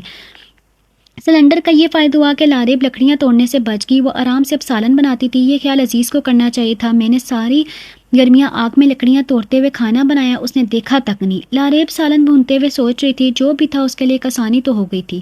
گاؤں میں رہ کر بھی انسان آسانی ڈھونڈ سکتا ہے, اس نے سوچا. نازو, کل تمہارے ماموں تمہاری شادی کی تاریخ مانگنے آ رہے ہیں. کل مہمان ہوں گے تو تم اور لاریب سویرے جاگنا اور سویرے صفائی وغیرہ کرنا, حلیمہ خاتون نے اعلان کیا. لاریب نے مسکرا کر ناز کو دیکھا جو اس اعلان پر شرما گئی. مبارک ہو نازو, لاریب نے خوشی سے کہا. بھابھی, میں آپ کو اکیلا کیسے چھوڑ کر جاؤں؟ میرا دل اداس ہو گیا. نازو واقعی اداس ہو گئی تھی. ایک نہ ایک دن تو جانا ہی ہے اور میں اکیلی نہیں ہوں گی. چاچی ہے نا میرے ساتھ, اور تمہارا گھر بھی اتنا دور نہیں ہوگا, آتی جاتی رہنا. لاریب نے کہا. لیکن وہ خود اداس ہو گئی تھی. ایک وہی تھی جو اس کی ہمدرد اس کے گھر میں تھی. صبح مہمان آگے تو افراتفری مچ گئی. اس کا کھانا چائے پانی لاریب تھک گئی. نازو کھانا بنا کر کمرے میں چھپ گئی. لاریب مہمانوں کی خدمت میں لگی تھی. اس کی دونوں شادی شدہ نندیں بھی آئی ہوئی تھی اپنے شوہر اور بچوں سمیت. گرمی نہیں تھی لیکن لاریب کو لگ رہی تھی کام کر کر کے میری جان تو ایک دن میں ہی ہلکان ہوگی, آگے کیا بنے گا میرا. لاریب کو پریشانی ہوئی. رئیس صبح سے لاریب کو نوٹ کرا تھا. وہ کیسے بھاگ بھاگ کر کام کر رہی تھی. اس کے برعکس عزیز کو فرق نہیں پڑا. مہمان رات کو رہے اور صبح تاریخ پکی کر کے چلے گئے. وہ گئے تو لاریب نے سکھ کا سانس لیا. پتہ نہیں گاؤں کی عورتوں میں کیا کھاتی ہیں جو ہر وقت سپر وومن بنی ہوتی ہیں. میں تو ایک دن میں عادی ہو گئی. لاریب نے مہمانوں کے جانے کے بعد سوچا. اگلے ہفتے شادی تھی.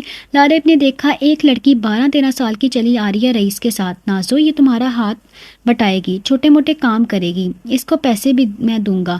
جب تک شادی نہیں ہوتی یہ مدد کرے گی کام میں. رئیس نے کہا. ناز اور لاریب شام کی چائے بنانے کے لیے ساتھ بیٹھے تھے. چاہے وہ بننے کو تھی, رئیس کہہ کر چلا گیا. سنو لڑکی, وہاں سے پیالیاں لے آؤ. ناز نے اس لڑکی سے کہا. لڑکی پھرتی سے بھاگتی ہوئی گئی اور پیالیاں لے کے آئی. اس کے بعد جو کام کہو کر دیتی تھی. وہ لڑکی صبح سویرے آ جاتی تھی, کام کرتی. لاریب کو آسانی ہوئی اس کے آنے سے. وہ ان کے کسانوں کی بیٹی تھی جس کو تنخواہ پر رئیس نے رکھا تھا. اس کا نام نوری تھا. تم تھکتی نہیں؟ لاریب نے اس سے پوچھا. نہیں تو, مجھے پیسے ملتے ہیں, میں بہت سے کھانے کی چیزیں جوس لیتی ہوں लारेब लड़की ने खुशी से कहा, मैं भूल गई थी, गांव की औरतें, लड़कियां और बच्चियां सब ऊपर सुपर वुमेन है। लारेब ने दिल में सोचा। आज नाज की शादी थी, लारेब ने इसको तैयार किया, वो बेहद प्यारी लग रही थी। लारेब खुद भी नक्सक सी तैयार हुई थी। अजीज ने देखा तो देखता ही रह गया। रोज क्यों नहीं होती हो ऐसे, अजीज ने कहा तो लारेब को हंसी आई। इतनी गर्मी में मेकअप कहाँ रुकता है, पसीने में खराब हो जाता है, और इन कपड़ों में काम में नहीं कर सकती हूँ। लारेब ने कहा। शादी की तकरीब अच्छी रही। गांव की शादियां ऐसी होती थीं। सारी तकरीब में लारेब जहां जाती अजीज उसके पीछे पीछे आता। लारेब को उलझन होने लगी। ये अब मर्दों के साथ क्यों नहीं बैठ जाते, मेरे पीछे क्यों पड़े हैं। लारेब ने तंग होकर कहा, तुम इतनी हसीन लग रही हो, दिल नहीं कर रहा तुमसे दूर जाने को। अजीज ने पिलर से टेक लगाते हुए आशिकाना अंदाज में कहा, और मैं सोचती हूँ कि अजीज अब मुझ पर तवज्जो नहीं देते, हालांकि मैं खुद अपने आप पर तवज्जो नहीं देती। आज जरा सा क्या तैयार हुई, जनाब मजनू ही बन गए हैं। मैं आइंदा घर में भी तैयार हुआ करूंगी, अच्छे से तैयार, ज्यादा नहीं तो हल्का सा मेकअप और अच्छे कपड़े तो पहन सकती हूँ ना। लारेब ने इरादा किया। नाज भी अपने घर की होगी। अब लारेब उदास थी। काम मुश्किल नहीं था, नूरी कर देती थी। बहुत से काम और लकड़ियों से भी छुटकारा मिल गया, लेकिन इसकी कंपनी देने वाली चली गई, जिससे हर बात कह सकती थी। नाज उसकी नंद ही नहीं, उसकी दोस्त, उसकी हमराज भी बन गई थी। नुदरत बेगम ने कहा था कि नाज जैसी नंद खुशकिस्मत लड़कियों को मिलती है। सर्दियों की आमद थी, दिन सही होते लेकिन शाम होते ही ठंड महसूस होती। लारेब ने अपना अक्स आईने में देखा। इसको याद आया। उसने मेकअप का सामान निकाला और अपनी आंखों के कटोरे पर काजल से भरने लगी। झील सी आंखें, गहरी आंखें ऊपर की तरफ मुड़ी हुई थी। उसने सिर्फ आंखें ही संवारी थी। लिपस्टिक लगाना इसको सही नहीं लगा। इसको मेकअप पसंद नहीं था ज़ाती तौर पर। फिर आईलाइनर उठाया, लंबी लकीर खींची आईलाइनर से। सारे मेकअप में अब एक आईलाइनर से ही उसको पसंद था। लाल रंग की लिपस्टिक उठाई, कुछ सोचने के बाद लगाई। थोड़ी तेज़ लगी, इसने टिश्यू से हल्का किया, फिर भी तेज़ लगी, मज़ीद हल्का किया। अब सही है। उसने ओके किया, दाएं बाएं चेहरा घुमाकर देखा और मुस्कुरा दी। मुस्कुराने से गालों में मौजूद एक तिल उसके गालों के भंवर डिम्पल में डूब गया था। वो बाहर आई जहाँ शाम उतर आई थी। उसे ठंड महसूस हुई तो अपना जहेज का नया लाल रंग के शॉल निकाल कर ओढ़ा। अपनी तैयारी में इसने खाना तैयार करना भूल गया था। उसने जल्दी से चावल निकाले, पुलाव बनाने की तैयारी करने लगी। नूरी भी साथ थी। उसने सब सामना उठा कर दिया। जल्दी से खाना तैयार हो गया। उसने नूरी का उसका हिस्सा दिया। वो घर चली गई। सास साहिबा घर पर नहीं बैठी थी। तकरीबन सारा दिन ही बाहर होती थी, एक घर से दूसरे घर। गाँव की सारी उम्र रसीदा खातून का ये मसीदा मुश्किल था। उसने अपने ससुर सिकंदर को खाना दिया। जीती रहो बेटी, उन्होंने दिल से दुआ दी। मेरे पास बैठो, उन्होंने कहा तो वो बैठ गई। नाजो तो चली गई, अब मुझे बूढ़े को तो हमारा सहारा है। बेटा मैं अपना कोई काम करने के काबिल नहीं हूँ, मेरे हालात देख रही हो, मेरी सारी उम्मीदें तुमसे वाबस्ता हैं। सिकंदर ने कहा तो लारेब को जिम्मेदारी का एहसास हुआ और दिख हुआ इनकी हालत देखकर। बेटा मुझे खाना जल्दी दे दिया करो, मैं बीमार हूँ, भूख बर्दाश्त नहीं कर सकता। सिकंदर ने कहा तो लारेब को शर्मिंदगी हुई। इसे वाकई कोताही हुई थी आज। वो भूल गई थी कि घर में कोई हो ना हो, लेकिन एक ज़ईफ़ मजदूर इंसान इसके रहमो करम पर है। जी बाजी, मैं आइंदा जल्दी खाना बना लिया करूँगी। लारेब ने कहा तो सिकंदर ने इसके सर पर हाथ रखा और दुआ दी, खुदा तुमको तुम्हारी जैसी प्यारी बेटी अता करे। ये दुआ सुनकर लारेब हैरान हुई। अब्बा जी सब बेटे की दुआ देते हैं और आप बेटी की दे रही हैं। लारेब ने कहा मेरा बच्चा आज बेटी भाग गई तो तन्हा हो गया हूँ। बेटी तो अपनी ज़िंदगी में मगन है। बेटे खाने और सोने के लिए आते हैं। एक रईस था, वो भी अब आना नहीं आता मेरे पास। लारेब के माथे पर बल आ गया। ये हर बात घूम फिर कर रईस पर ही क्यों आ जाती है, इस घर के लोगों की। उसने सोचा मैं यहाँ हूँ चाचा जी आपके पास, कब दूर हूँ आपसे। अचानक रईस पीछे से आ गया तो लारेब ने चौंक कर पीछे नज़र घुमाई। इसकी नज़रें रईस की नज़रों से मिली। दोनों ने एकदम से नज़रें हटा ली। लारेब उठकर चली गई। रात वो सोने की तैयारी करने लगा। छत पर आया और चारपाई पर लिहाफ बिछाई, पंखा चलाया और स्लो करके। हल्की सर्दी थी, पंखे की ज़रूरत नहीं थी, लेकिन मच्छरों की वजह से चलाया। आंखें नींद से बोझल थी। वो लेट गया, एक हाथ माथे और रख कर सोने की कोशिश करने लगा। जैसे ही आंखें बंद की, काजल से भरी हुई दो झील सी आंखें उसके सामने आ गई, जिन्होंने कुछ देर पहले उसे एक नज़र उठाकर देखा था। रईस ने एक झटके से आंखें खोल दी। सामने चांद आसमान पर किसी नगीने की मानिंद चमक रहा था। उसने एक बार फिर सोने की कोशिश में आंख बंद की। एक बार फिर से वही आंखें, उनमें भर भर कर काजल और आई लाइनर की लंबी लकीरों। एक झटके से उठा और पानी पीने नीचे आया। मटके से पानी भरा ऊपर आ गया। फिर उन साहिरा आंखों ने نے رئیس اسلم کو ساری رات سونے نہیں دیا تھا۔ صبح سویرے وہ بیدار ہوا، چھت سے نیچے جا کر حلیمہ خاتون چائے بنا چکی تھی۔ تھوڑی دیر بعد لاریب باہر آئی چائے لینے کے لیے۔ وہ جلدی سے نیچے آیا، لاریب پیالی بھر رہی تھی تو رئیس نے پھر ہاتھ دراز کیا اس کے سامنے۔ لاریب کا فشار خون بلند ہو گیا، لیکن ضبط کر کے بنا اس کی طرف دیکھے اس کی پیالی بھر دی۔ رئیس اس کی جھکی ہوئی پلکوں کو دیکھ رہا تھا۔ لاریب بنا نظر اٹھائے وہاں سے کھسکی، اندر کمرے میں آئی، پتہ نہیں کیوں اس سے غصہ آ رہا تھا۔ ادھر رئیس چائے لے کر اوپر آ گیا۔ مجھے کیا ہو گیا تھا؟ مجھے ایسا نہیں کرنا چاہیے تھا، مجھے اسے چائے نہیں لینی چاہیے تھی۔ رئیس خود کو ملامت کرنے لگا۔ صبح کا پہر بے حد حسین تھا، آخر میں کیوں گیا تھا اس کے سامنے؟ کیا چیز مجھے لے کر گئی اس کے نزدیک؟ میں اس کی آنکھوں میں کیا دیکھ رہا تھا؟ اس نے سوچا۔ اس کو رہ رہ کے پچھتاوا ہو رہا تھا۔ یہ قدرت کا قانون ہے، جب انسان ہی چیز سے بھاگنے کی کوشش کرتا ہے تو وہ چیز اس کے تعاقب میں لگ جاتی ہے۔ وہ لاریب سے دور رہتا تھا، پتہ نہیں کیوں، شاید اس لیے کہ لاریب کا مزاج دوسری لڑکیوں سے مختلف تھا۔ وہ دوسری لڑکیوں کی طرح گھل مل جانے والے میں سے نہیں تھی، وہ محتاط رہتی تھی۔ رئیس ایک بے حد سمجھدار لڑکا تھا، وہ پہلی ملاقات میں پہچان جاتا تھا کہ انسان کیسا اور اس کی سوچ کیسی ہے۔ یہ خداداد صلاحیت تھی جو اس کے اندر موجود تھی۔ لاریب سے پہلی ملاقات میں وہ سمجھ گیا تھا کہ وہ کس طرح کی ہے۔ وہ اس سے یہ بھی تو کہہ سکتی تھی کہ بھائی آپ کون اور میرے کمرے میں کیوں سو رہے ہیں۔ پھر جب اسے پتہ لگتا کہ وہ اس کے شہر کا رشتہ دار ہے، شوہر کا، تو وہ آرام سے بھی بات کر سکتی تھی۔ لیکن پہلی ملاقات میں لاریب نے اس کو بہت بے دردی سے ڈانٹا تھا، اپنے کمرے میں سونے کی وجہ سے۔ پہلی ملاقات میں وہ سمجھ گیا تھا کہ لاریب دوسری لڑکیوں سے مختلف ہے۔ لاریب کا مسئلہ صرف ایک نامحرم مرد ہے، وہ کسی بھی نامحرم کو دیکھ کر اسی طرح سے ریئیکٹ کرتی ہوگی۔ رئیس کو اندازہ ہو گیا تھا، گھٹیا انسان کیسے آ گیا میرے سامنے، ہمت کیسے ہوئی اس کے مجھ سے چائے مانگنے کی، اپنے ہاتھ ٹوٹ گئے تھے کیا اس کے؟ اب کچھ بولوں گی تو کسی کو تو میں ہی بری بن جاؤں گی۔ لاریب اندر ہی اندر تپ رہی تھی غصے سے۔ اس کو دوبارہ چائے پینی تھی، لیکن اسے ڈر سا باہر نہیں آ رہی تھی کہ کہیں وہ بھوت پھر سے نہ آ جائے۔ اس نے کمرے کا دروازہ کھول کر باہر جھانکا، کا دیکھا وہ نہیں ہے تو باہر نکلی اور جلدی سے چائے کی پیالی بھری، پھر سے کمرے کے اندر چلے گی۔ اندر آ کر اس نے سکون کا سانس لیا، گویا کوئی مشن کامیابی سے سر کر کے آئی ہو۔ اسے کمرے کے اندر بیٹھے ہوئے بہت دیر ہو گئی تھی، لیکن آخر کب تک اندر بیٹھی رہتی؟ باہر نکلنا تھا، گھر کے کام کاج۔ بالآخر وہ باہر آ گئی، طرف میں نظریں گھمائی سے وہ کہیں نظر نہیں آیا۔ اس نے سکون کا سانس لیا اور کام شروع کیا، جھاڑو اٹھایا، دینے لگی۔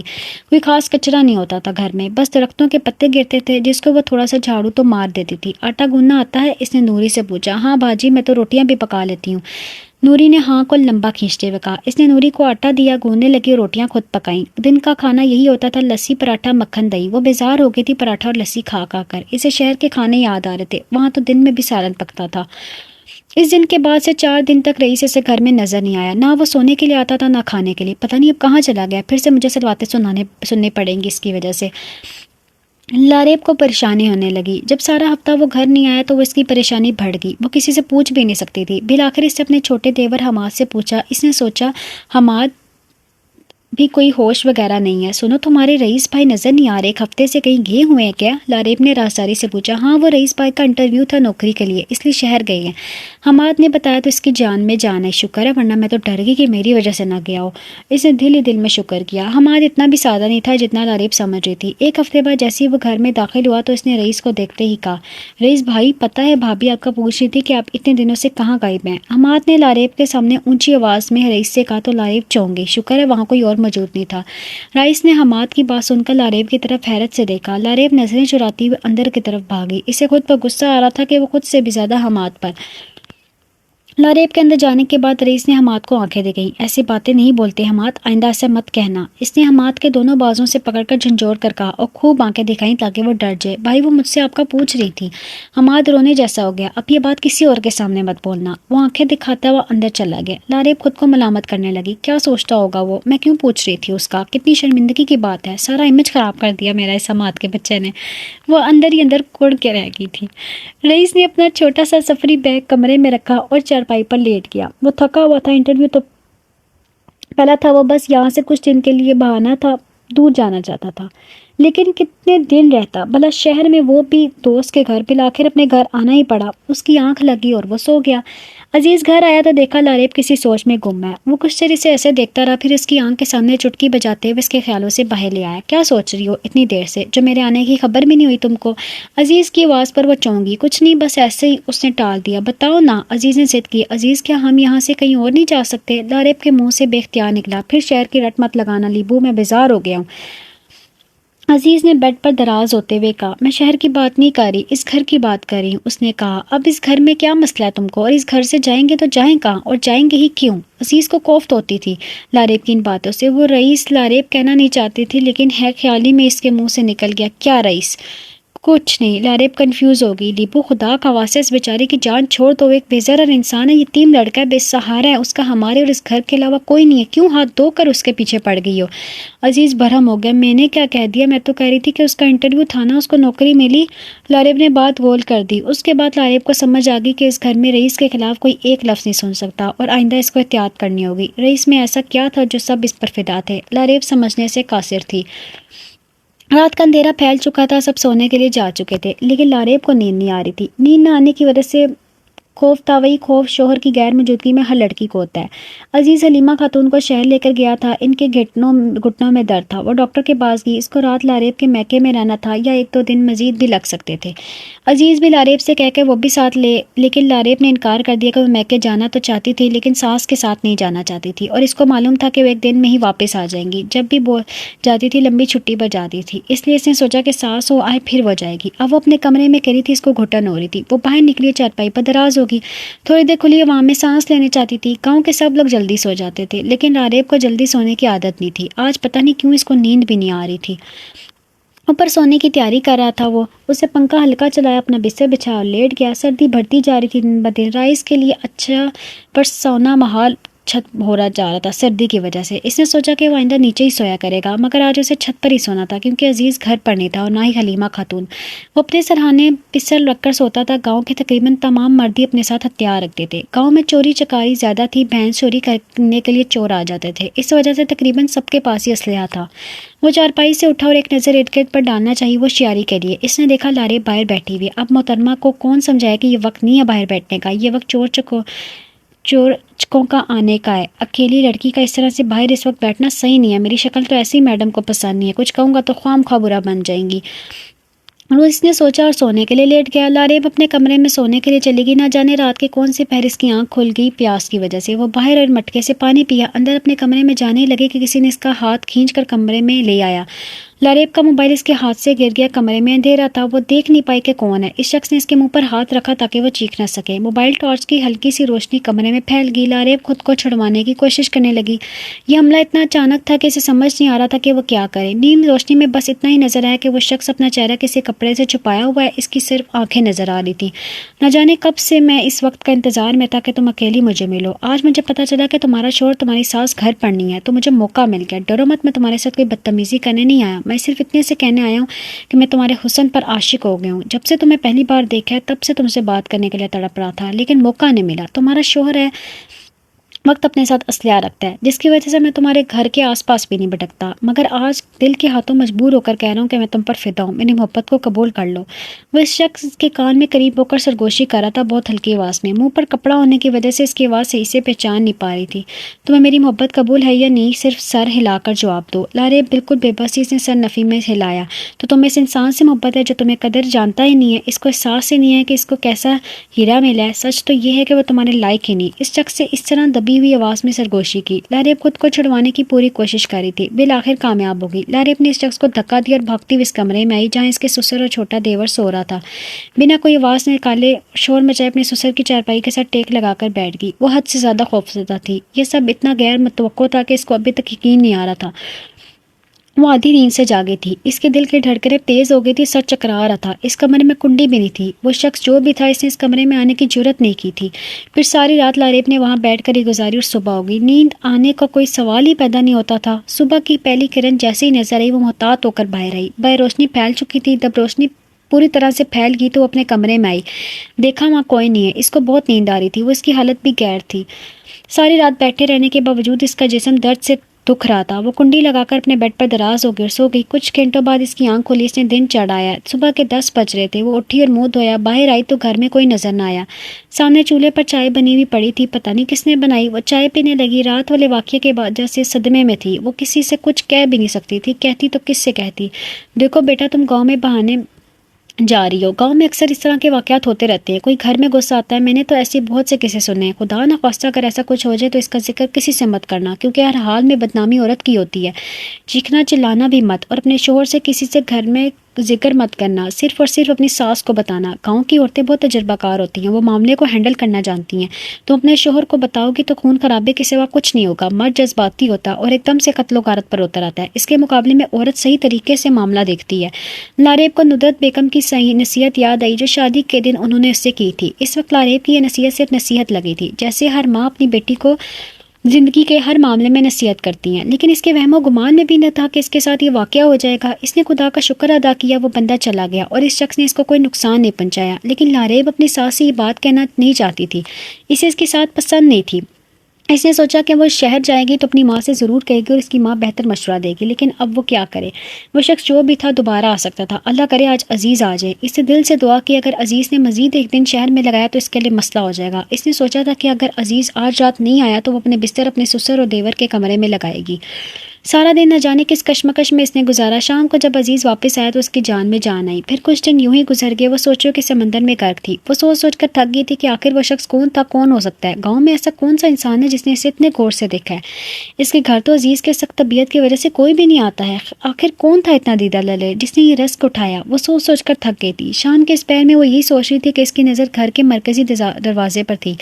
وہ سوچ ہی رہی تھی کہ اچانک وہاں سے رئیس آتا دکھائی دیا۔ لاریب اسے دیکھ رہی تھی کہ اس کے ذہن میں ایک دھماکہ ہوا، یہی وہ شخص ہی ہو سکتا ہے، اس کے علاوہ کوئی اور نہیں ہو سکتا۔ اس شخص کے علاوہ کوئی بھی اتنی جرأت نہیں کر سکتا۔ یہی ہے جو ہر وقت میری آنکھوں میں دیکھ کر آتا ہے، جو بظاہر شریف ہونے کا ڈرامہ کرتا ہے۔ یہی ہے یہ شخص، پہلے دن سے ہی مجھے نہیں پسند۔ یہ شخص شروع سے ہی میرے لیے مشکوک رہا ہے، میں اس کی طبیعت صاف کرتی ہوں ابھی۔ لاریب کا غصہ آسمان کو چھونے لگا، اس کا چہرہ غصے سے سرخ ہو گیا تھا رئیس کا سوچ کر۔ رئیس حسب عادت چھت پہ چڑھ گیا۔ لاریب غصے سے اسے جاتا ہوا دیکھ رہی تھی۔ رات کا کھانا بنا کر وہ چھت کی جانب پڑی۔ اس نے پوری تسلی کی کہ عزیز گھر پر نہیں ہے اور اس کی ساس سونے کے لیے چلی گئی ہے۔ عزیز کے واپس گھر آنے سے پہلے اس نے رئیس کی طبیعت صاف کرنی تھی۔ وہ تیزی سے سیڑھیاں چڑھتی ہوئی اوپر آئی۔ سردی کی وجہ سے اس نے وہی لال رنگ کا شال اوڑھا ہوا تھا، دوپٹہ نہیں پہنا تھا، شال ہی سر پر رکھا ہوا تھا۔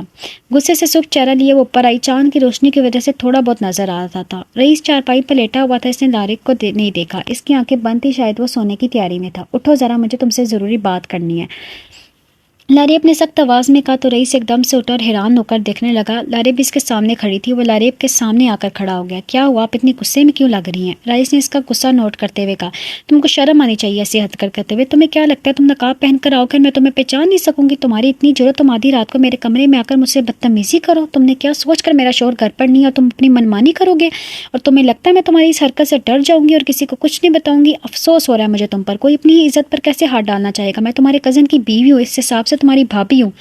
لاریب بولی جا رہی تھی، رئیس نے اس کی بات آدھے میں کاٹی۔ ایک منٹ، آپ کا مطلب ہے کہ عزیز کی غیر موجودگی میں اس رات کوئی شخص آپ کے کمرے میں آیا اور اس نے آپ سے بدتمیزی کی اور آپ یہ بات مجھے اب بتا رہی ہیں؟ مجھے اس رات ہی آواز دے دی ہوتی تو اس کمینے کو اسی وقت گولیوں سے بھون ڈالتا، رئیس نے کہہ کر ایک دم سے اپنے سرہانے سے پستول اٹھائی اور تیزی سے نیچے کی طرف بڑھنے لگا۔ لاریب ایک دم اس سے پیچھے بھاگی۔ کہاں جا رہے ہو تم؟ رکو، میری بات سنو۔ لاریب ایک دم سے اس کے سامنے کھڑی ہوگی تو وہ رک گیا۔ عزیز کو بتانے جا رہا ہوں، ابھی اس کمینے کا پتہ لگاتے ہیں کہ کون ہے وہ، کس کی اتنی جرأت ہوئی کہ میرے گھر میں گھس کر آئے، میری عزت پر ہاتھ ڈالے۔ رئیس پر دو حصے میں آ گیا، اس نے کہا اور ایک دم سے آگے بڑھنے لگا تو لاریب نے اس کا ہاتھ پکڑ کر اسے روکا۔ کیوں میری عزت کا تماشا بنانے پر تلے ہوئے ہو؟ عزیز کو میں نے کچھ بھی نہیں بتایا، اپنی بدنامی کے خوف سے، لاریب نے سختی سے کہا تو وہ حیرت سے دیکھنے لگا۔ لاریب، یہ کوئی چھوٹی بات نہیں، یہ بہت بڑی بات ہے، یہ عزیز اور میری عزت پر حملہ کرنے کی کوشش ہے۔ آپ نہیں جاتی گاؤں والوں کو، ہم ایسے ہی ہتھیار اپنے سرہانے رکھ کر نہیں سوتے، ہمارے دشمن ہیں کچھ لوگ یہاں اس پاس کے علاقے میں۔ عزیز نے ہلکی مگر سخت آواز میں کہا۔ اسے اس بات پر دھیان ہی نہیں دیا کہ لاریب اس پر شک کر رہی ہے، اس کا سارا دھیان اس بات پر تھا کہ اس کی موجودگی میں کوئی اس کے گھر آدھی رات کو آیا تھا۔ تم کو خدا کا واسطہ میرا تماشا مت بناؤ۔ لاریب نے ہاتھ جوڑے اور منہ میں ہاتھ رکھ کر رونے لگی۔ اس کو روتا دیکھ کر رئیس نے اپنا غصہ ضبط کیا اور پسٹل نیچے کی۔ چاندنی میں وہ صاف اسے دیکھ سکتا تھا۔ آپ سوچ بھی کیسے سکتی ہیں میں ایسا کروں گا؟ رئیس نے دکھ سے پوچھا۔ مجھے لگا وہ تم تھے، لاریب نے اپنے آنسو پونچھتے ہوئے کہا۔ وہ اب رونا بند کر چکی تھی۔ جب میں نے آپ سے شادی نہیں کی، حالانکہ مجھے عزیز نے کہا تھا ایسا کرنے کو، تو اب میں کیوں ایسا کروں گا؟ جس کو جائز طریقے سے قبول نہیں کیا اس کو اپنا جائز طریقے سے کیوں حاصل کرنا چاہوں گا؟ عزیز کہنا نہیں چاہتا تھا لیکن کہنا پڑا۔ لارب سوچ میں پڑ گئی۔ میں نے کئی بار نوٹ کیا تم کو، تم میری طرف دیکھتے ہو، میری آنکھوں میں دیکھتے ہو، بہانے سے مجھے لگا تم۔ لارب نے بات ادھوری چھوڑ دی۔ لارب دیکھیں میری بات سنیں، آرام سے سنیں، آپ 1 منٹ بیٹھ جائیں یہاں اور تحمل سے سنیں۔ اس نے لارب کو بیٹھنے کا کہا تو وہ تھوڑا سا چارپائی سے ٹچ ہو کر بیٹھ گئی، لیکن پورا نہیں بیٹھی۔ ٹیک لگانے کے انداز میں صرف ایک سائڈ پر سہارا لیا۔ آپ کے ڈر کی وجہ سے چپ نہیں بیٹھ سکتا، میرا اس سلسلے میں عزیز سے بات کرنا بے حد ضروری ہے، آپ سمجھ نہیں رہی ہماری عزت پر حملہ ہے۔ رئیس نے آرام سے کہا۔ مجھے امی نے سختی سے منع کیا، وہ کہتی ہیں خون خرابہ ہوگا عزیز کو بتانے سے۔ لارب نے آرام سے کہا خون خرابہ تو ہوگا، آپ کو کیا لگتا ہے میں اور عزیز اس شخص کو زندہ چھوڑیں گے؟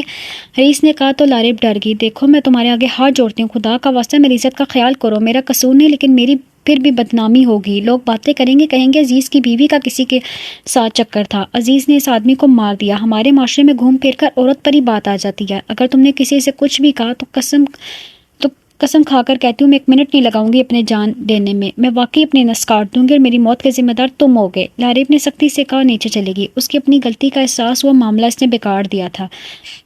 لارب کے جانے کے بعد رئیس چارپائی پر بیٹھ کر اپنی کمپٹی کو اپنی انگلیوں سے مسلنے لگا۔ اس کا غصے سے برا حال تھا، دل چاہ رہا تھا سارے گاؤں کو آگ لگا دے۔ رئیس اسلم کے لیے یہ بات ناقابل برداشت تھی کہ رات کے اندھیرے میں کوئی اس کے گھر کی دیوار پھلانگ کر آیا اور اس کی عزت پر ہاتھ ڈالنے کی کوشش کی۔ اگر لارب دھمکی نہ دیتی تو وہ چپ بیٹھنے والا نہیں تھا، لیکن اب چپ رہنا تھا اسے۔ وہ جان گیا تھا کہ لارب واقعی ایسا کر سکتی تھی۔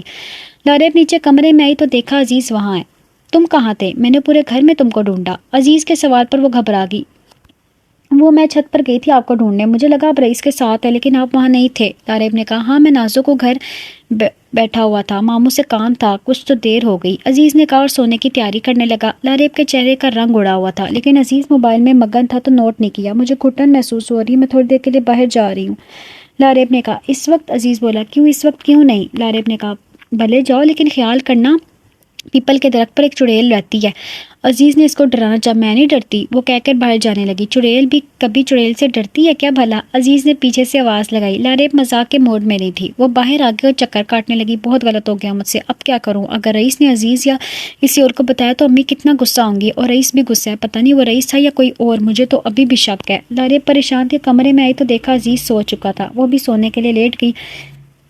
اگلی صبح وہ جاگی تو رات والی بات یاد آئی، اس نے چھت کی طرف دیکھا اور چائے پینے لگی۔ رئیس نیچے آیا، اس کے ہاتھ میں پسٹل تھا۔ لارب دیکھ کر گھبرا گئی، اس کے چہرے کا رنگ اڑ گیا۔ اس نے دیکھا رئیس بے حد سنجیدہ ہے، چپ چاپ خاموشی لارب کو کسی بڑی طوفان کا پیش خیمہ لگ رہی تھی۔ شام کو ناز آئی تو لارب کا اڑا ہوا رنگ دیکھ کر پوچھا کیا بات ہے بھابھی، اب پریشان ہے؟ اس کے سوال پر لارب نے سارا قصہ ناز کے خوش گزار دیا۔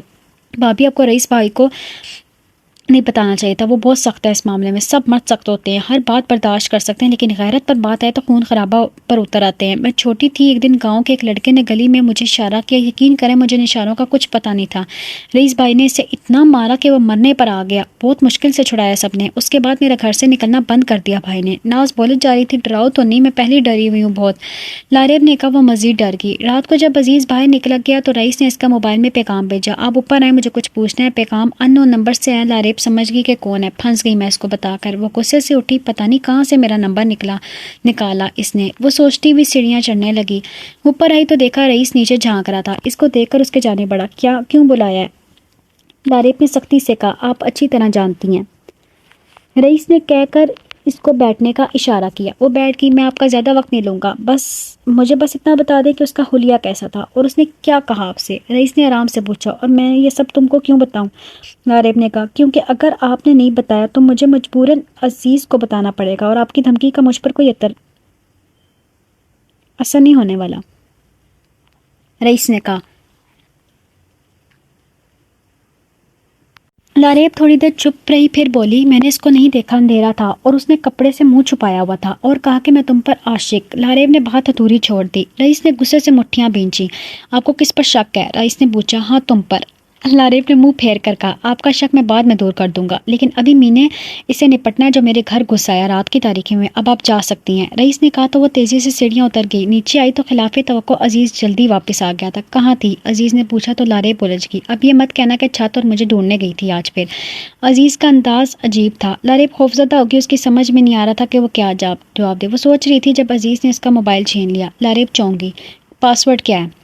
عزیز نے پوچھا تو لاریب کو اپنے پیروں سے جان نکلتی محسوس ہوئی۔ اس نے پاسورڈ بتایا۔ عزیز نے موبائل چیک کیا، ان نون نمبر سے پیغام تھا۔ نمبر وہ پہچان گیا تھا، رئیس نے بلایا تھا۔ عزیز نے پوچھا۔ لاریب جھوٹ نہیں بول سکتی تھی، اس بات میں سارے لایا۔ لائٹ آف کرو، مجھے نیند آ رہی ہے۔ عزیز نے موبائل اس کے حوالے کرتے ہوئے کہا، مجھے رئیس نے کسی کام سے بلایا تھا، وہ کہہ رہا تھا ابو سے بات کروں اس کے جاب کے بارے میں۔ وہ صفائی دینے لگی۔ میں نے تم سے پوچھا کہ رئیس تو تم کو کیوں بلایا تھا؟ عزیز بولا، نہیں مجھے لگا آپ غلط نہ سمجھیں، آپ کو مجھ پر بھروسہ نہیں ہے کیا؟ لاریب نے پوچھا۔ مجھے رئیس پر بھروسہ ہے، عزیز نے کہا اور آنکھیں بند کر لیں۔ لاریب سن کر حیران ہوگی، آخر کیا ایسا رئیس میں؟ وہ پھر سے سوچ میں پڑ گئی۔ لاریب کو عزیز کا جواب بہت عجیب لگا تھا۔ اس نے صرف یہ کہا تھا اسے رئیس پر بھروسہ ہے، یہ نہیں کہا لاریب پر بھروسہ ہے۔ اس کے اندر کچھ ٹوٹ گیا تھا۔ اسے لگا تھا وہ عزیز کو پوری طرح سے جان گئی ہے، لیکن آج اسے لگ رہا تھا کہ وہ غلط ہے۔ عزیز کی شخصیت کا ایک اور پہلو بھی ہے جسے وہ واقف نہیں ہے۔ عزیز کے اس جواب نے لاریب کو بہت پریشان کر دیا تھا۔ اس کا دل کیا وہ اس سے پوچھا، لیکن اس خوف سے نہیں پوچھ رہے تھے کہ کہیں پھر سے کوئی دل آزاری والا جواب سننے کو نہ ملے۔ وہ صبح اٹھی تو اس کا ذہن بوجھل تھا۔ روز اس کی پریشانی میں کوئی نہ کوئی اضافہ ہو رہا تھا۔ پہلے گاؤں میں رہنے کی پریشانی، پھر اولاد کے چھن جانے کی پریشانی، پھر اس شخص کی آدھی رات آنے کی پریشانی، رئیس کی طرف سے باتیں سننا پڑ رہی تھیں اس کی پریشانی، اور اب عزیز کے جواب کی پریشانی۔ آپ نے کہا کہ آپ کو رئیس پر بھروسہ ہے، آپ نے یہ نہیں کہا آپ کے مجھ پر بھروسہ ہے۔ سچ پوچھے تو مجھے یہ جواب سن کر بہت دکھ ہوا کہ میں بھروسے کے قابل نہیں۔ سارا دن سوچنے کے بعد شام کو جب عزیز گھر آیا تو لاریب نے پوچھا، تم بات کو کہاں سے کہاں لے جاتی ہو لیبو؟ میں نے ایسی ایک بات کہی تھی، میرا وہ مطلب نہیں تھا۔ عزیز نے کہا، تو پھر اور کیا مطلب تھا؟ میں نے آپ سے پوچھا کہ آپ کو مجھ پر بھروسہ تو ہے نا؟ آپ نے جواب دیا کہ مجھے رئیس پر بھروسہ ہے۔ کتنے دکھ کی بات ہے، میں اتنے مہینوں سے آپ کے ساتھ رہ رہی ہوں، پھر بھی آپ مجھے پہچان نہیں پائے۔ لاریب نے دکھ سے کہا، لیبو میں پچھلے 26 سال رئیس کے ساتھ رہا ہوں، ہم دونوں کی عمر میں چند ماہ کا ہی فرق ہے، ہم دونوں گھر میں بھی ساتھ رہے، اسکول میں بھی ساتھ تھے، میٹرک ساتھ ہی پڑھتے رہے، ہاسٹل میں بھی ساتھ رہے۔ مجھے بھی دکھ ہوتا ہے جب تم اس سے نفرت کا اظہار کرتی ہو، اس کو اپنے ارد گرد برداشت نہیں کرتی ہو، اس سے کھل کر بات نہیں کرتی ہو۔ سچ پوچھو تو مجھے رئیس کا دکھ ہوتا ہے، وہ ہمیشہ مجھے کہتا تھا کہ جب تمہاری بیوی آئے گی تو میں اسے خوب تنگ کروں گا تمہارا نام لے کر۔ یقین کرو اس سے اپنی بھابھی آنے کا اتنا انتظار تھا۔ دیور بھابھی کا بہت ہی پیارا رشتہ ہوتا ہے۔ رئیس کا کوئی بھائی نہیں ہے تو میں ہی اس کا بھائی ہوں، اور اس نے مجھ سے اور امید لگائی ہوتی ہے، لیکن جب تم اس کے ساتھ اجنبیوں والا رویہ رکھا تو وہ سب سے دور ہو گیا۔ وہ سمجھ گیا کہ تم اسے پسند نہیں کرتی ہو۔ لیبو مجھے بہت دکھ ہوتا ہے، یوں سمجھو میرا کزن نہیں میرا بھائی ہے۔ تم نے کہا کہ رئیس نے تم کو کسی کام سے بلایا، پھر تم صفائی دینے لگی۔ میری بات کا مطلب صرف یہی تھا کہ اگر رئیس نے تم کو کسی کام سے بلایا تو کوئی ضروری کام ہی ہوگا۔ مجھے رئیس پر بھروسہ ہے کہ وہ تمہیں کسی غلط ارادے سے نہیں بلائے گا، بس یہی مطلب تھا میرا۔ اس کا مطلب یہ نہیں ہے کہ تم مجھ پر بھروسہ نہیں ہے مجھے تم پر۔ جواب میں عزیز لمبی تقریر کر دی۔ لاریب کچھ بول ہی نہیں پائی۔ شاید آپ صحیح کہہ رہے ہیں، شاید میں ہی غلط ہوں اور اس کو غلط سمجھ رہی تھی۔ اس نے دل میں سوچا مگر کہا نہیں تھا۔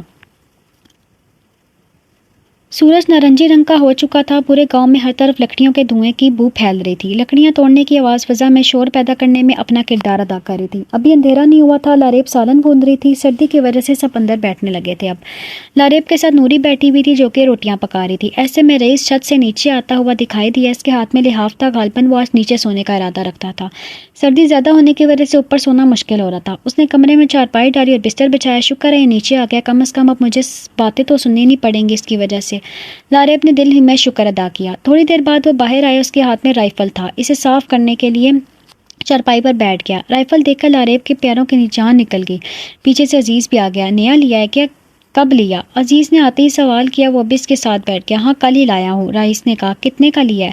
عزیز نے اس کے ہاتھ سے رائفل پر لیتے ہوئے پوچھا۔ اس کا جائزہ دینے لگا۔ رئیس نے قیمت بتائی۔ کیسا خیال آیا اچانک لینے کا؟ پسٹل تو ہے نا تمہارے پاس؟ عزیز نے کہا۔ بس ایک کتے کو مارنا ہے۔ رئیس کے جواب پر لاریب کا سر چکرانے لگا، لیکن عزیز مذاق سمجھ کر زور زور سے ہنسنے لگا۔ لاریب کا گلا خشک ہو گیا۔ کھانا کھانے کے بعد جب عزیز حسب عادت باہر چلا گیا تو وہ رئیس کے کمرے میں آئی، سرخ شال اوڑھے۔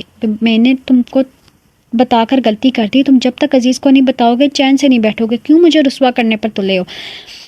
لاریب نے اندر آ کر ایک ہی سانس میں کہا۔ آواز نیچے تھی لیکن لہجہ سخت۔ رئیس جو موبائل میں نیٹ کھول کر بیٹھا تھا اسے اچانک آنے پر چونک گیا۔ وہ بیٹھا ہوا تھا، اسے دیکھ کر کھڑا ہو گیا۔ آپ کو واقعی لگتا ہے رئیس آپ کو رسوا کرنا چاہے گا؟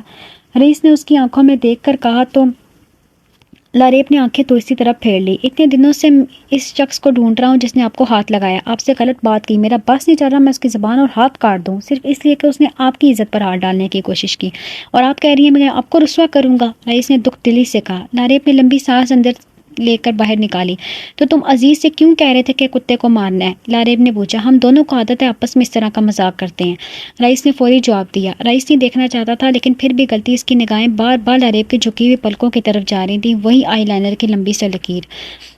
ویسے میں ایک بار پھر سے مشورہ دوں گا کہ یہ بات عزیز کو بتا دیں آپ خود ہی. میں اسے بچپن سے جانتا ہوں، اس کی ذہنیت سمجھتا ہوں. اگر یہ بات اسے کسی اور سے معلوم ہوئی تو آپ سوچ نہیں سکتی اس کا کیا رد عمل ہوگا. میں آپ کو صاف صاف بتا رہا ہوں کہ عزیز ویسا نہیں ہے جیسا باہر سے نظر آتا ہے. وہ نہ تو اتنا سادہ ہے جتنا لگتا ہے اور نہ ہی اتنا بے خبر جتنا آپ سمجھ رہی ہیں. اگر آپ خود اعتماد میں اسے لے کر یہ بات بتائیں گی تو وہ غصہ نہیں کرے گا، لیکن کل کو اگر یہ بات کھل گئی تو آپ کے لیے بہت مشکل ہو سکتی ہے. رئیس نے سمجھانا چاہا. رئیس اسلم یہ بات تبھی باہر نکلے گی جب تم نکالو گے. لاریب نے شہادت کی انگلی سے اس کی طرف اشارہ کیا. اگر تم چپ رہے تو یہ بات کبھی نہیں نکلے گی، اور میں عزیز کو نہیں بتا سکتی. مجھ میں اتنی ہمت نہیں ہے. میں ایسی اس سے ڈرتی ہوں جس طرح ہر عورت اپنے شوہر سے ڈرتی ہے، خاص کر اس طرح کی باتوں میں. میں نہیں چاہتی میرے شوہر کے ہاتھوں کسی کا قتل ہو جائے اور وہ جیل چلا جائے. اگر میں نے اسے بتا دیا تو وہ اس شخص کو مارنے میں ایک لمحہ نہیں سوچے گا.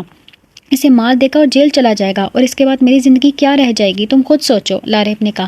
اور اگر آپ نے اس کو نہیں بتایا اور کسی اور سے پتہ چلا تو میں یقین سے کہہ سکتا ہوں کہ وہ آپ کو ہی مار دے گا. رئیس نے اس پر سختی سے کہا. وہ میرا شوہر ہے، مجھے کبھی نہیں مارے گا، میں اسے جانتی ہوں. لاریب نے اسے سختی اور پورے اعتماد لہجے میں کہا. وہ میرا دوست ہے اور مجھ سے بڑھ کر کوئی بھی اسے نہیں سمجھ سکتا. میں آپ کو آخری بار کہہ رہا ہوں، اسے آج رات ہی اعتماد میں لیں اور بتا دیں اپنے طریقے سے. اور جہاں تک بات نکلنے کی بات ہے تو مرتے دم تک نہیں نکالوں گا. لیکن ایسی باتیں چھپنی نہیں ہے. وہ شخص دوبارہ بھی یہ ہمت کر سکتا ہے، اور ہر کسی کا کوئی نہ کوئی رازدار ضرور ہوتا ہے. ضرور اس شخص کا بھی کوئی ہوگا اور اس کے رازدار کا کوئی اور رازدار ہوگا. اس طرح سے باتیں باہر نکل جاتی ہیں اور پتہ بھی نہیں چلتا. رئیس نے نرمی سے کہا. اس دن تمہارا میسج عزیز نے دیکھ لیا تھا میرے موبائل میں. جب میں نے صفائی دینی چاہی تو اس نے کہا کہ مجھے رئیس پر بھروسہ ہے. لاریب کو یاد آیا. لاریب کی بات پر رئیس کے ہونٹوں پر تمسخرانہ مسکراہٹ آ گئی. اس نے کہا کہ مجھے رئیس پر بھروسہ ہے، یہ نہیں کہا کہ آپ پر بھی ہے. اب تک آپ کو بات سمجھ نہیں آئی؟ رئیس نے کہا تو لاریب سوچ میں پڑ گئی. اگلے دن کہا تھا کہ تم پر بھی بھروسہ ہے، لاریب نے بتایا. اگلے دن جب آپ نے خود پوچھا ہوگا دوبارہ ایسا ہی ہے نا؟ رئیس نے کہا. ہاں ایسا ہی ہے. لاریب اس پر دھیمی آواز میں کہا. لاریب کیا آپ نہیں چاہتی کہ وہ شخص پکڑا جائے اور اسے سزا ملے؟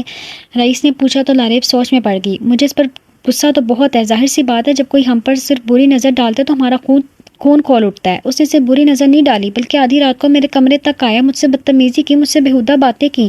عزیز یا تم سے پہلے وہ میرا مجرم ہے. میں چاہتی ہوں اس کو سزا ملے، لیکن میں خون خرابہ نہیں چاہتی ہوں، نہ ہی تو بدنامی.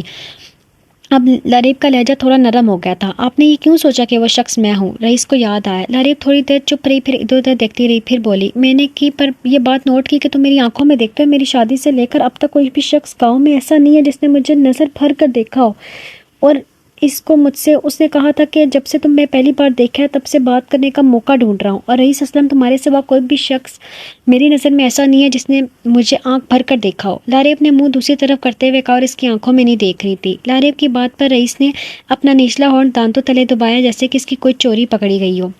بہتر ہوگا کہ اپنے کمرے میں چلی جائیں. عزیز آنے والا ہوگا اور اس بات کی ٹینشن چھوڑ دیں کہ میں آپ کو رسوا کرنا چاہتا ہوں. اس بارے میں زیادہ مت سوچیں. اگر آپ چاہتی ہیں کہ میں چپ رہوں اور کچھ نہ کروں تو ٹھیک ہے. میں آپ کی وجہ سے خون کا یہ گھونٹ بھی پینے کو تیار ہوں، ورنہ میں ایسے شخص کو کبھی بھی نہیں چھوڑتا جو میرے گھر کی دیوار پھلانگائے اور میرے گھر کی کسی عورت کی عزت پر ہاتھ ڈالے. رئیس نے اس کی بات کا جواب دینے کی بجائے بات گول کر دی. لاریب کے جانے کے بعد وہ پھر سے چارپائی پر لیٹ گئی اور سونے کی کوشش کرنے لگا. ضروری نہیں کہ محبت تمہیں ہمیشہ صحیح وقت، صحیح جگہ اور صحیح انسان سے ہو. یہ تمہیں کبھی غلط وقت پر غلط جگہ اور غلط انسان سے بھی ہو سکتی ہے، اور یہ محبت کی سب سے خطرناک قسم ہے، شکنجہ. لاریب روز کسی نہ کسی بہانے سے رئیس کو میسج کرتی تھی. رئیس کے پیغامات پڑھتا مگر کوئی جواب نہیں دیتا تھا. وہ چاہتا تھا کہ وہ مایوس ہو کر لے کر پیغام بھیجنا چھوڑ دے، مگر آگے سے مسلسل ڈھیٹ پن کا مظاہرہ کیا جا رہا تھا. مجھے روبرو ان سے بات کرنی ہوگی. رئیس نے ارادہ کیا اور سوچا وہ ویکنڈ پر گاؤں جائے گا. جمعے کی شام کو وہ جلدی آفس کا کام نپٹا کر گاؤں کے لیے روانہ ہوا. سارے سفر میں وہ باتیں سوچتا رہا جو اسے لاریب سے کرنی تھی. وہ تقریباً رات دیر سے گاؤں پہنچا اور آتے ہی سو گیا. صبح لاریب نے جب اسے دیکھا تو اس کو حیرت ہوئی. اسے لگا کہ اب رئیس گاؤں نہیں آئے گا، مگر وہ آ گیا. مجھے آپ سے بہت ضروری بات کرنی ہے. رات کا کھانا بنانے کے بعد چھت پر آ جائیں. رئیس نے اس کے موبائل میں پیغام بھیج کر اس سے سامنے ہی بیٹھی ہوئی تھی. پیغام پڑھ کر اس نے ایک نظر اس کی طرف دیکھا. وہ کھڑی ہوئی. اس نے اپنے پاؤں لڑکھڑاتے ہوئے محسوس کیا ایسا اس کے ساتھ پہلی بار ہو رہا تھا. پھر سارا دن لاریب نے رات ہونے کا انتظار کیا. بار بار سوچ رہی تھی کہ پتہ نہیں کیا بات کرنی ہے اس سے. رات کے کھانے سے فارغ ہو کر وہ چھت پر آئی جہاں رئیس پہلے سے موجود تھا. کیسی ہیں آپ؟ اس نے پوچھا. ٹھیک ہوں، لاریب نے مختصر سا جواب دیا. نہیں آپ ٹھیک نہیں اور ٹھیک لگ بھی نہیں رہی ہیں، رئیس نے کہا تو لاریب نے حیرت سے اس کی طرف دیکھا. چاند کی روشنی مدھم تھی. وہ مشکل سے ایک دوسرے کو دیکھ رہے تھے. میں ٹھیک ہوں، آپ کو ایسا کیوں لگ رہا ہے کہ میں ٹھیک نہیں ہوں؟ لاریب نے پوچھا. اس نے آج سیاہ رنگ کی شال اوڑھی ہوئی تھی. آپ بیٹھ جائیں، مجھے تھوڑا سا تفصیل میں بات کرنی ہے. رئیس نے کہا تو اسے چارپائی پر بیٹھنے کا اشارہ کیا. وہ بیٹھ گئی. اس کے پاؤں نیچے کی طرف تھے جو چھت کی زمین کو چھو رہے تھے. وہ بس ہلکا سا ٹیک لگا کر بیٹھی. لاریب، رئیس نے اس کا نام پکار کر بات شروع کی. میں آپ کو ایک کہانی سناتا ہوں لیکن آپ بیچ میں نہیں بولیں گی، رئیس نے کہا تو لاریب نے سر جھکا لیا، سننے لگی۔ ایک لڑکی تھی، اس کی شادی گاؤں میں ہوگی۔ وہ لڑکی شہر سے آئی تھی، گاؤں کے ماحول کی عادی نہیں تھی۔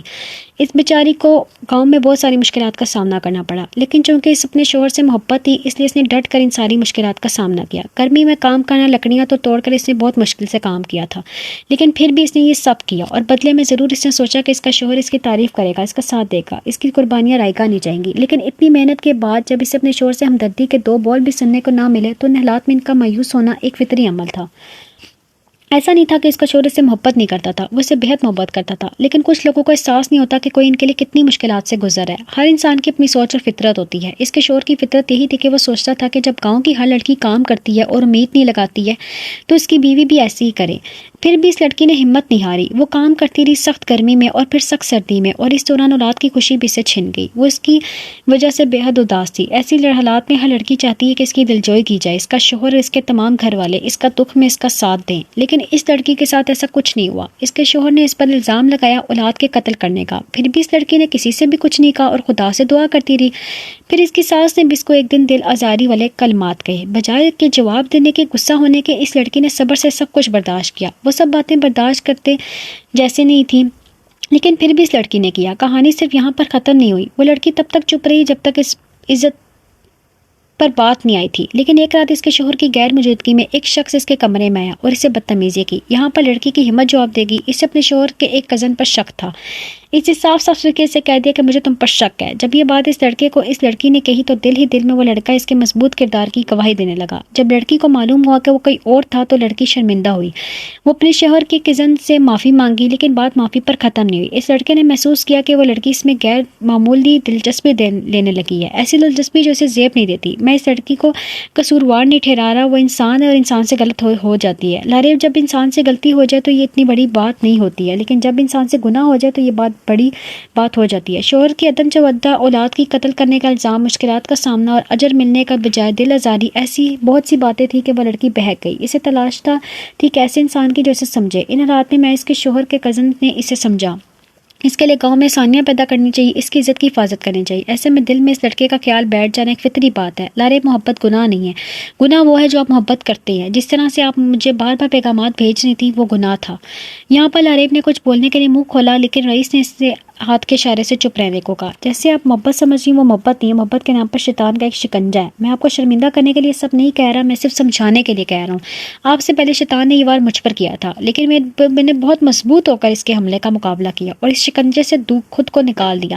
لیکن میں جانتا ہوں کہ مرد مضبوط ہوتا ہے، اس معاملے میں عورت کمزور ہوتی ہے۔ پتہ ہے عورت کیوں کمزور ہوتی ہے؟ کیونکہ وہ ایک سے زائد شادیاں نہیں کر سکتی۔ جب مرد کو محبت ہوتی ہے تو وہ ایک یا دو بیوی کے ہوتے ہوئے بھی تیسری یا چوتھی بیوی رکھ سکتا ہے۔ جب مرد شادی کرتا ہے تو شیطان کا وار خالی ہو جاتا ہے، کیونکہ وہ ایک جائز رشتے میں بن جاتا ہے اس لڑکی کے ساتھ جس سے محبت ہوتی ہے۔ لیکن شیطان یہ بات جانتا ہے کہ ایک شادی شدہ لڑکی کسی غیر مرد کے ساتھ جائز رشتے میں نہیں بن سکتی ہے تب تک جب تو اپنے شوہر سے بے وفائی نہ کرے، اسے چھوڑ نہ دے۔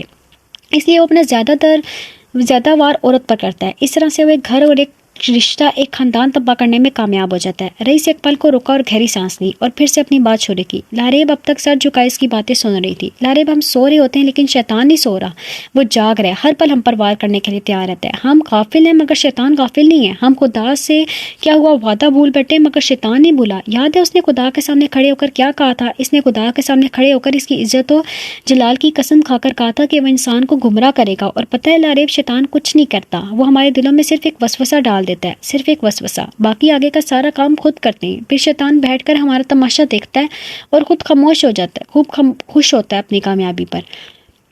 پتہ ہے شیطان سب سے زیادہ خوش کب ہوتا ہے؟ جب وہ میاں بیوی کے رشتے میں پھوٹ ڈالتا ہے، اور ایسا ہی کچھ ذکر قرآن پاک میں ہے کہ حالانکہ وہ دونوں کسی ایک کو بھی نہیں سکھاتے تھے جب تک یہ نہ کہتے کہ ہم تو محض ایک آزمائش ہیں، سو تو کفر نہ کر۔ پھر وہ ان دونوں سے وہ چیز سیکھتے جس کے ساتھ وہ مرد اور اس کی بیوی کے درمیان جدائی ڈال دیتے، یعنی میاں بیوی کے بیچ میں جدائی ڈالنا شیطان کا کام ہے۔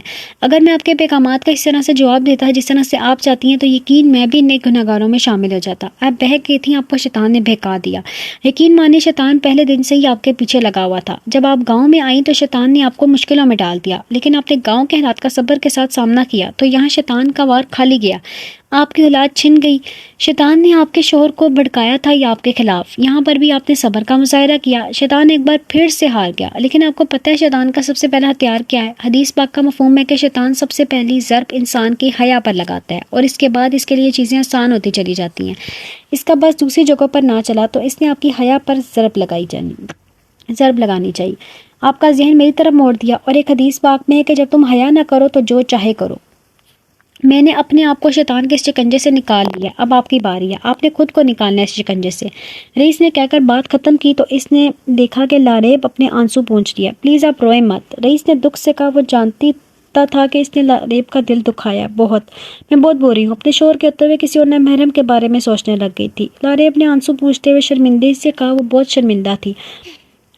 بری آپ نہیں ہے، برا شیطان ہے، رئیس نے کہا تو لاریب نے اس بات میں سر ہلایا۔ اگر میری کوئی بات آپ کو بری لگی ہو تو مجھے معاف کر دیجیے گا، میں صبح ہوتے ہی واپس شہر چلا جاؤں گا، صرف آپ کو سمجھانے کے لیے آیا تھا کیونکہ بہت ضروری تھا۔ آپ نیچے چلی جائے، عزیز آنے والا ہوگا، رئیس نے کہا تو لاریب جانے کے لیے اٹھی، سیڑھیاں اترتے ہوئے نیچے آئی۔ عزیز اب تک گھر واپس نہیں آیا تھا۔ اس نے کمرے کی لائٹ آف کی اور چپکے سے آنسو بہانے لگی۔ سچ کہا تھا اس نے، محبت گناہ نہیں ہے، محبت میں ہم جو کرتے ہیں وہ گناہ ہے۔ لاریب بچوں کی طرح سسکیاں لے کر رو رہی تھی۔ اگلی روز ہی رئیس واپس اس شہر کے لیے روانہ ہوا۔ وہ بس میں بیٹھا تھا، باہر رات کی تاریکی پھیل چکی تھی۔ رئیس نے سونے کے لیے آنکھیں بند کی۔ اعتراف، میں نے بہت کوشش کی اس کی آنکھوں سے بچنے کی، میں جتنا اسے دور سکتا تھا میں اس کے سامنے بھی نہیں آتا تھا، اور نہ ہی تو آنا چاہتا تھا، نہ ہی میں اس کی طرف دیکھنا چاہتا تھا، لیکن کبھی جو دل کے ہاتھوں مجبور ہو کر دیکھتا تو اس کی جھیل سے آنکھوں میں ڈوب جاتا۔ مجھے اپنے آپ سے خوف آنے لگا تھا، مجھے اپنے جذبات، اپنے دل سے خوف آنے لگا تھا۔ میں انسان ہوں، فرشتہ نہیں ہوں۔ وہ محبت جس میں نہ جانے کب سے تلاش کر رہا تھا، مجھے نہیں معلوم تھا کہ وہ محبت مجھے اس طرح سے ملے گی کہ وہ میری ہوگی نہیں۔ اس گھر کے مکینوں نے جتنی محبت مجھے دی اور جتنا اعتبار مجھ پر کیا، میں تا حیات اس محبت کے لیے اس کا مقروض رہوں گا۔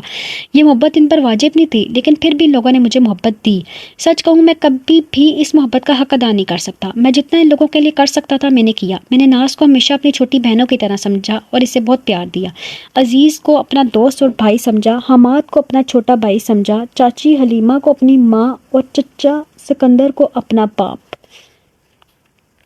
سمجھا۔ سچ تو یہ ہے کہ مجھے کبھی بھی فیملی کی کمی محسوس نہیں ہوئی۔ میرے والد کی وفات کے بعد میرے نانا نے میری ماں کی شادی کرا دی تو میرے سوتیلے باپ نے مجھے ساتھ رکھنا پسند نہیں کیا، لیکن میری عزیز جان چچا نے مجھے بیٹوں سے بھی بڑھ کر پیار دیا۔ ان کا کہنا تھا کہ میں ان کے مرحوم بھائی کی آخری اور واحد نشانی ہوں۔ چاچی حلیمہ میں نے اپنی ماں تلاش کی اور مجھے مل بھی گئی۔ میرا دل کرتا ہے قیامت کے دن جب مجھے میرے ماں باپ کے نام سے بلایا جائے تو مجھے چاچی حلیمہ اور چچا سکندر کے نام سے اٹھایا جائے، کیونکہ یہی میرے ماں باپ ہیں میرے لیے۔ تو عزیز ہمیشہ سے میرے ساتھ رہا، میرا ہمدم، میرا دوست، میرا بھائی، اس نے ہر قدم پر میرا ساتھ دیا۔ دنیا میں شاید کوئی سمجھ ہی نہیں سکتا تھا کہ میرے عزیز کا کوئی رشتہ ہے۔ عزیز نے لاریب سے کہا تھا کہ مجھے رئیس پر بھروسہ ہے۔ مجھے عزیز سے اسی جواب کی توقع تھی۔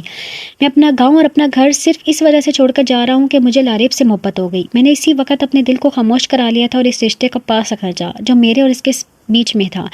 وہ سیدھی سی بات ہو سکتی تھی کہ میں اس کے گھر جاتا، میں اسے دیکھتا، مجھ سے محبت ہوتی ہے اور میں اسے شادی کر لیتا، لیکن رئیس اسلم کی زندگی میں آج تک کچھ بھی سیدھا نہیں ہوا تھا، تو محبت کیسے سیدھی ہو جاتی؟ ایسا نہیں تھا کہ محبت کے اس شکنجے سے میں نے نکلنے کی کوشش نہ کی ہو، میں جتنا اسے دور بھاگ سکتا تھا بھاگا، لیکن مجھے اس کا دکھ ہوتا تھا، احساس ہوتا تھا کہ وہ کن پریشانیوں میں ہے، اور میں اس کے لیے جتنی آسانی کر سکتا تھا اس گاؤں میں نے کی۔ حالانکہ یہ سب اس کے لیے عزیز کو کرنا چاہیے تھا، مگر میں جانتا تھا کہ عزیز ایسا کبھی نہ کرتا۔ میں نے سوچا تھا کہ میں اسے اس کے حال پر چھوڑ دوں اگر وہ تنگ ہوتی ہو تو، لیکن جب میں نے اس کی آنکھوں میں دیکھتا مجھے اس پر ترس آتا تھا۔ میں اندر ہی اندر خوف زدہ بھی تھا کہ کہیں میری یہ باتیں اسے میری طرف متوجہ نہ کر لیں، مگر ایسا کچھ بھی نہیں ہوا۔ اور ایک بہت مضبوط کردار کی لڑکی تھی۔ مضبوط کردار کا تو میں خود بھی اپنے آپ کو بھی سمجھتا تھا، لیکن قسمت مجھے دھوکہ دے گئی۔ قسمت نے عزیز سے پہلے مجھے آپشن دیا تھا لاریب کو قبول کرنے کا، لیکن میں سدا کا بدقسمت انسان بدقسمت ہی رہا۔ اب میں اس گھر کو چھوڑ کر جا رہا ہوں اور کوشش یہ ہے کہ دوبارہ پلٹ کر کبھی نہ ہوں۔ مجھے اس رشتے کا پاس رکھنا آخری سانس تک جو میرے اور لاریب کے بیچ میں ہے، باقی محبت کرنا یا نہ کرنا میرے بس کی بات نہیں ہے۔ میں اپنے آپ کو اس سے محبت کرنے سے نہیں روک سکتا، اس کے بارے میں سوچنے سے نہیں روک سکتا۔ ہاں اتنا کر سکتا ہوں کہ میں اس کی زندگی سے بہت دور چلا جاؤں اور پلٹ کر نہ دیکھوں۔ میں ان لوگوں کے ساتھ بے وفائی نہیں کر سکتا جنہوں نے مجھے اپنے بیٹے سے بڑھ کر پیار دیا، اور نہ ہی اس شخص کے ساتھ بھی بے وفائی کر سکتا ہوں جس نے مجھے بھائی سے بڑھ کر سمجھا۔ میں نے اپنے دل میں قبرستان بنا لیا اور وہاں اس محبت کو دفن کر دیا۔ میں روز اس قبر پر فاتحہ پڑھوں گا تاکہ مجھے احساس ہو کہ اس محبت کو میں نے خود اپنے ہاتھوں سے مار دیا۔ رئیس کے واپس جانے کے بعد لاریب ذہنی سکون میں تھی۔ اس نے صرف رئیس کی باتیں سنی ہی نہیں تھی بلکہ ان پر عمل کرنا بھی کوشش کی تھی. اس نے رئیس کے بارے میں سوچنا چھوڑ دیا تھا. اسی کا نمبر بھی اپنے موبائل سے ہٹا دیا تھا. اب چھت پر نہیں جاتی تھی اور اس کے کمرے میں بھی نہیں جاتی تھی. اس نے طے کر لیا تھا اس نے شیطان کو ہرانا اور وہ کافی حد تک کامیابی ہو گئی تھی. اسے اب رئیس کا خیال آتا تھا کہ وہ ایک دم سے درود پاک پڑھنا شروع کر دیتی تھی. اس نے اپنے آپ سے عہد کیا تھا کہ جب بھی اس کا خیال آئے گا وہ درود پاک پڑھے گی. اس نے کہیں سنا تھا کہ جب بھی انسان گناہ کی طرف مائل ہونے لگتا ہے تو ایک دم سے عہد کر لو کہ درود شریف پڑھیں گے تو یقین کریں شیطان دوبارہ آپ سے وہ کام نہیں لے گا. حدیث پاک میں ہے کہ جس نے درود پڑھنا چھوڑ دیا بھلائی کے راستے سے ہٹ گیا. لاریب کو بھی یاد آیا کہ واقعی اس نے درود پڑھنا چھوڑ دیا تھا. شیطان نے اس کا ذہن دوسری باتوں میں لگا دیا. اب جب عزیز گھر آیا تھا تو وہ خوب تیار ہوتی, اس پر توجہ دیتی, اس کے پسند کے کھانے بناتی. عزیز کو بھی یہ تبدیلی بہت اچھی لگ رہی تھی. وہ پہلے اپنی ساس سے بات نہیں کرتی تھی زیادہ, لیکن اب وہ بہت سارا وقت حلیمہ خاتون کے ساتھ بیٹھ کر گزار دیتی, ان کے ساتھ باتیں کرتی. اس طرح سے حلیمہ خاتون کی تنہائی بھی دور ہونے لگی تھی. لاریب کو احساس ہوا کہ اس نے حلیمہ خاتون کے ساتھ ناانصافی کی ہے. اسے ان کے ساتھ وقت گزارنا چاہیے تھا, مگر اگر یہ اس کا شرعی فرض نہیں تھا لیکن اس انسانی فرض تو تھا. شریعت میں عورت پر سسرال کا کام فرض نہیں ہے, لیکن یہ نیک کام کرنے میں برائی بھی تو کوئی نہیں ہے. اگر انسان میں سخت وہ تو وہ ضرور کرے, اور کچھ نہیں تو نیکی سمجھ کر ہی کرے, اور اس کے اجر کی امید اللہ سے لگائے نہ کہ انسانوں سے. وہ کام کرتی تھی اور امید لگاتی تھی کہ عزیز اس کی تعریف کرے گا, عزیز اس کو سراہے گا, حلیمہ خاتون اس کی تعریف کریں گے. لیکن جب ایسا نہیں ہوا تو اس کو مایوسی ہوئی, پر اس نے یہ صرف امید اللہ سے لگا لی تھی. اب اس کی زیادہ تر پریشانیاں دور ہوتی جا رہی تھیں. اکیلے بیٹھنا, تنہائی میں سوچنا بھی انسان کو ڈپریشن میں مبتلا کر دیتا ہے. اس کا حلیمہ خاتون کے ساتھ تعلقات مضبوط ہوتا جا رہا تھا, اور یہ بات اس کے ذہنی سکون کا باعث تھی. اب حلیمہ خاتون بھی تلخ باتیں بھی نہیں کیا کرتی تھی. جب دوستی ہو جائے تو تلخی خود بخود ہی کم ہو جاتی ہیں. اب وہ آس پاس کے گھروں میں بھی جایا کرتی تھی, اپنی پڑوسیوں کا خیال رکھتی تھی, گاؤں والی عورتوں کے ساتھ باتیں بھی کرتی تھی. اس کو اب اچھا محسوس ہو رہا تھا. آج رئیس لاریب کے میکے آیا ہوا تھا دعوت میں. بیٹا ہمیں تو پتہ ہی نہیں تھا کہ تم اس شہر میں رہ رہے ہو, ورنہ ہم کب کا تمہیں دعوت کر چکے ہوتے. ہمیں تو عزیز نے بتایا, تم نے ہمیں پرایا سمجھا, یہاں آتے ہی نہیں ہو. نصرت بیگم نے شکایت کی تو وہ کھانا سرو کر رہی تھی. ہاں بیٹا مجاز تمہارا ہم عمر ہے, تم اسے دوستی کر سکتے ہو. لاریب کے والد نے کہا. رئیس تم ہمارے گھر کیوں نہیں رہ لیتے, فلیٹ میں کیوں رہتے ہو؟ اس گھر کو اپنا ہی گھر سمجھو, ہم یہاں تم ہی ایک الگ سے گھر سیٹ کر دیتے ہیں, تم یہاں رہو, کوئی ضرورت نہیں ہے کرائے کے فلیٹ پر رہنے کی. مجاز نے اپنا عید سے کہا تو رئیس مسکرا دیا. نہیں میں وہاں بہت ایزی ہوں, وہ جگہ میرے آفس سے قریب ہے, اس لیے آنے جانے میں آسانی ہوتی ہے. آپ سب کی اپنائیت کا بہت شکریہ. رئیس نے کھانے سے لطف اندوز ہوتے ہوئے کہا. ویسے کھانا بہت اچھا بنا ہے چاچی, کھانے کی تعریف کرنا نہ بھولا. شکریہ بیٹا, مجاز کی دلہن نے بنایا, وہ بہت اچھا کھانا بناتی ہے. نصرت بیگم نے جواب دیا. آج رات تو یہاں رہ لو. مجاز نے کہا. نہیں میں بس آ گیا ہوں, یہ کافی ہے, رات نہیں رہ سکتا تو عادت نہیں ہے. رئیس نے جواب دیا. تم میں بالکل عزیز کی طرح ہوں. اس دن جب وہ حلیمہ کو یہاں لایا تھا ڈاکٹر کو دکھانے کے لیے, تو بھی وہ رات ہمارے گھر نہیں رہا تھا. نصرت بیگم نے کہا. رات نہیں رہا تھا مطلب پھر کہاں تھا اس رات؟ رئیس نے پوچھا. وہ تو شام کو ہی یہاں سے چلا گیا تھا, یہ کہہ کر کہ اس کا کوئی دوست ہاسپٹل میں ایڈمٹ ہے اور اسے وہاں رات اپنے دوست کے ساتھ رہنا ہے. پھر ساری رات وہاں رات, دوپہر کو واپس آیا اگلے دن. نصرت بیگم آرام سے بتا رہی تھی. رئیس جو تھوڑی دیر پہلے تک کھانے سے لطف اندوز ہو رہا تھا, نصرت بیگم کی اب بات سن کر اس کا حلق تک کڑوا ہو گیا. اس کے ذہن میں اس رات کا منظر گھوم گیا. وہ جانتا تھا اس شہر میں کوئی بھی دوست عزیز کا نہیں ہے. رئیس اسلم کو یہ بات سمجھنے کے لیے ایک لمحہ بھی نہیں لگا تھا کہ اس رات عزیز کہاں تھا. شام ہونے والی تھی. لاریب کو بوریت محسوس ہو رہی تھی. میں نازوں کے گھر جا رہی ہوں, دیر سے واپس آؤں گی, بہت ساری باتیں کریں گے ہم آج, کھانا نوری بنا دے گی. لاریب نے عزیز کے سامنے اعلان کیا اور چل پڑی. عزیز نے موبائل سے نظر ہٹا کر ایک پل کے لیے اس کو دیکھا, پھر سے موبائل میں مگن ہو گیا. لاریب نازوں کے گھر کی, مگر گھر پر وہ نہیں تھی. مایوس ہو کر واپس آ گئی. کھانا تو نوری بنا رہی تھی, کیوں نہ چھت پر تھوڑی چہل قدمی کر لوں. اس نے دل میں سوچا. چھت کی طرف بڑھنے لگی. شام کے اندھیرے پھیلنے کو تھے. دور تک پھیلے ہوئے کھیت اندھیرے میں ڈوبنے لگے تھے. لاریب میں کونے میں جا کر کھڑی ہوگی اور ڈوبتے سورج کا نظارہ کرنے لگی, یہاں تک کہ سورج ڈوب گیا. عزیز اپنے کمرے میں بیٹھا ہوا تھا کہ کسی نے ایک دم سے دروازہ کھولا. اس نے دیکھا سامنے رئیس کھڑا تھا. ارے رئیس کب آئے؟ بتایا نہیں کہ آ رہے ہو, آج ویکنڈ تو نہیں تھا. عزیز نے اسے دیکھ کر کہا, لیکن اگلے پل اس نے نوٹ کیا رئیس کا چہرہ کچھ عجیب سا ہو رہا تھا. لاریب کہاں ہے؟ رئیس نے سلام دعا کیے بغیر سیدھا لاریب کا پوچھا تو عزیز کو حیرت ہوئی. وہ نازوں کے گھر گئی ہے, کہہ رہی تھی دیر سے آئے گی. عزیز لیٹا ہوا تھا, اب اٹھ کر بیٹھ گیا. چھت پر آؤ, مجھے کام ہے. رئیس کہتا ہوا باہر نکل گیا. عزیز بھی اس کے پیچھے ہو لیا. دونوں سیڑھیاں چڑھ کر چھت پر آ گئے.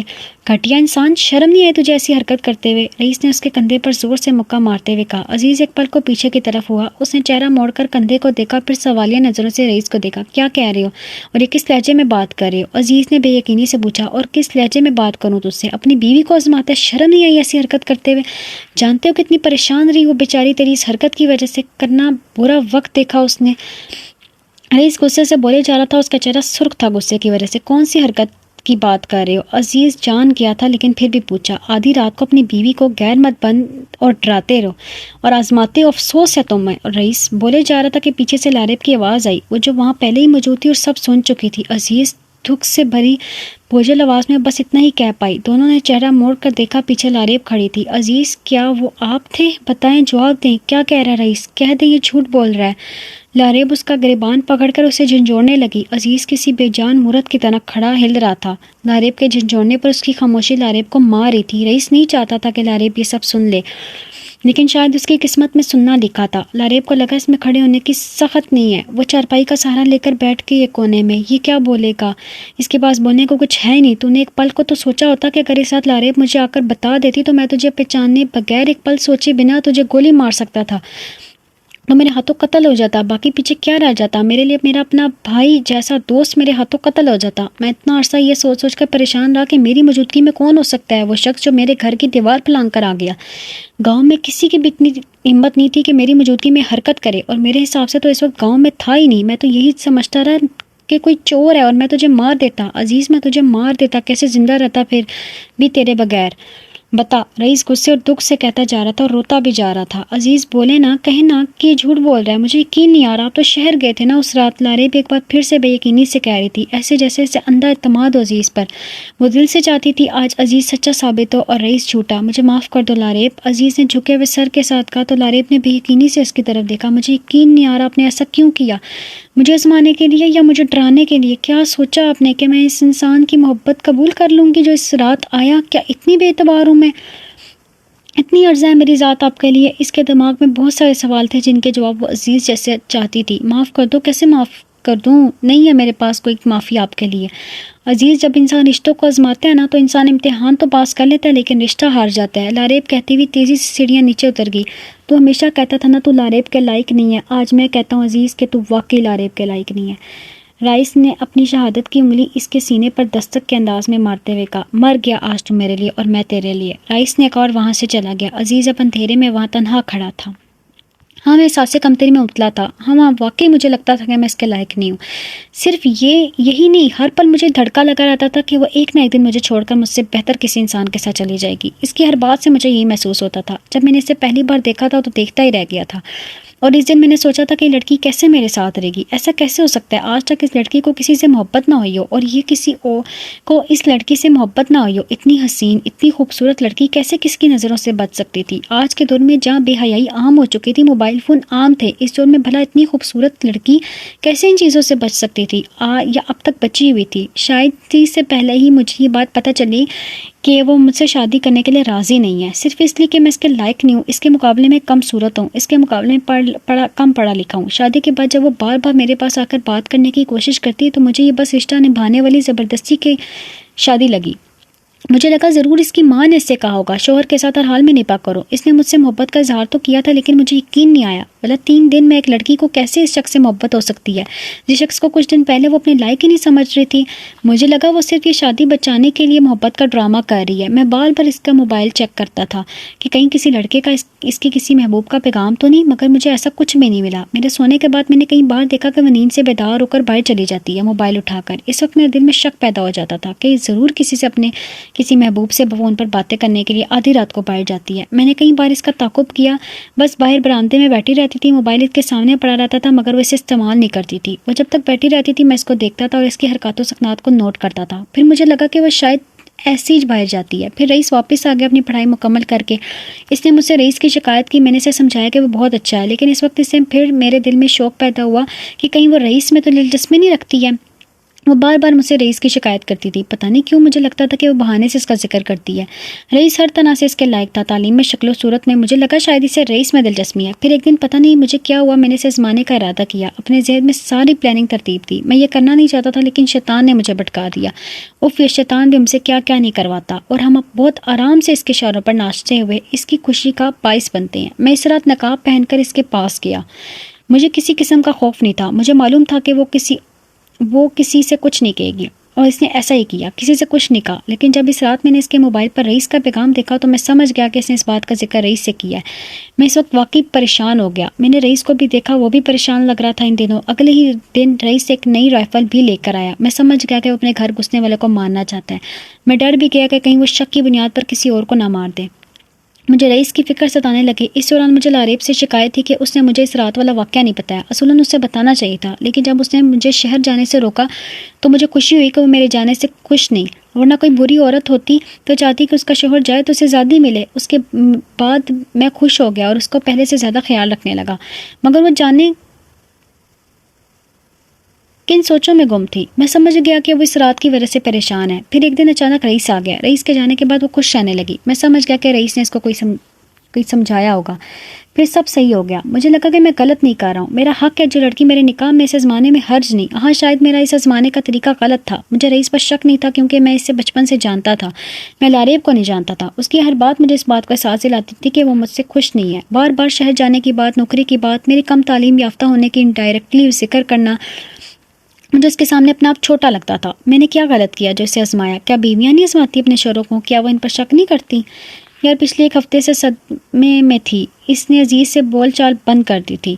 لاریب نے، اس کا دل نہیں کر رہا تھا عزیز سے بات کرنے کو۔ عزیز آتا تو وہ کمرے سے باہر چلی جاتی، اسے دیکھ کر منہ پھیر لیتی۔ رئیس بھی واپس چلا گیا تھا۔ عزیز بار بار اس سے بات کرنے کی کوشش کر رہا تھا لیکن وہ موقع ہی نہیں دے رہی تھی۔ ایک دن وہ اپنے کمرے میں بیٹھی ہوئی تھی کہ اچانک سے عزیز آ گیا اور اس کے پاؤں میں پڑ گیا۔ یا لاریب ایک دم سے چونک گئی اور اپنے پاؤں پیچھے کر لیے، ہاتھ جوڑے اس کے پیروں میں پڑا ہوا تھا۔ مجھے معاف کر دو لاریب، مجھ سے غلطی ہوگی، میں بہت شرمندہ ہوں۔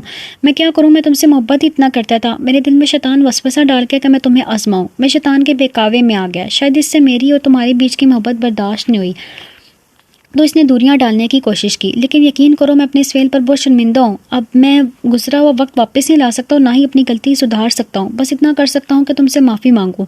مجھے یقین ہے تم مجھے معاف کر دو گی کیونکہ تم بہت اچھی ہو اور میں بہت برا ہوں۔ میں تم سے وعدہ کرتا ہوں کہ اپنی اس غلطی کے ازالے پہلے کی طرح میں تمہیں شہر لے جاؤں گا اور تمہارے ساتھ ہی رہوں گا۔ میں یہ سب اپنے بچے کے لیے نہیں کروں گا، ابھی میں یہ سب اور صرف تمہاری خوشی اور تمہاری آسانی کے لیے کروں گا۔ صحیح کہا تھا اس نے کہ مجھے اپنے بچے کی تو فکر ہے، لیکن لاریب کی تو کسی کی بچی ہے۔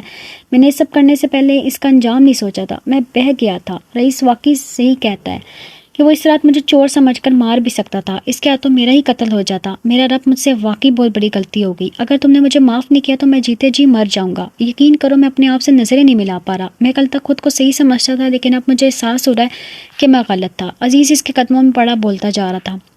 عزیز، اگر میں اس آزمائش میں فیل ہو جاتی، اگر میں آپ کے پیار پر پورا نہ اترتی تو آپ کیا کرتے؟ آپ مجھے گھر سے نکال دیتے اور رشتہ ختم کر لیتے۔ سارے زمانے کو یہ بتاتے کہ شہر کی لڑکیاں اچھی نہیں ہوتی ہیں، پڑھی لکھی لڑکیاں اچھی نہیں ہوتی ہیں۔ سب کو یہ بتاتے کہ آپ نے مجھ سے شادی کر کے بہت بڑی غلطی کی تھی۔ میرے ماں باپ نے مجھے آپ کے ساتھ تھوپ دیا۔ آپ سارے زمانے کے سامنے پورے دھڑلے سے مجھے بدنام کرتے اور اپنی کامیابی پر خوش ہوتے اور پھر گاؤں کی کسی لڑکی سے شادی کر لیتے۔ وہ لڑکی پوری بھی ہوتی تو آپ اس کو نہیں آزماتی کیونکہ وہ آپ کے ذہن کے مطابق ہوتی۔ وہ گاؤں کی ہوتی اس لیے آپ کو اس پر بھروسہ ہوتا۔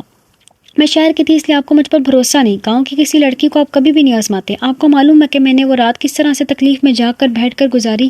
اس رات کی اذیت ابھی بھی میرے اندر سے نہیں جا رہی۔ وہ جسمانی تکلیف نہیں جاری جو میں نے بیٹھ کر سہی نیچے فرش پر، وہ ذہنی اذیت نہیں جاری جس نے مجھے اتنے عرصے سے خوفزدہ کر رکھا تھا۔ جب مرد سے غلطی ہوتی ہے وہ معافی مانگ لیتا ہے، عورت اسے بہت آسانی سے معاف کر دیتی ہے اور زمانہ کچھ نہیں کہتا، یہی کہتا ہے کہ اسے معاف کر دینا چاہیے۔ شوہر کو وہ شرمندہ ہے لیکن جب عورت سے غلطی ہوتی ہے تو نہ شوہر اسے معاف کرنے کو تیار ہوتا ہے اور نہ زمانہ۔ ایک دم سے زمانہ بول پڑتا ہے کہ شادی شدہ عورت ہے، اس کو ایسا نہیں کرنا چاہیے تھا، اور وہی شادی شدہ مرد چار بیویوں کے ہوتے ہوئے بھی باہر چکر چلاتا ہے اور کوئی کچھ نہیں بولتا۔ میں تنگ آ گئی ہوں زمانے کے اس مرد اور عورت کے فرق سے۔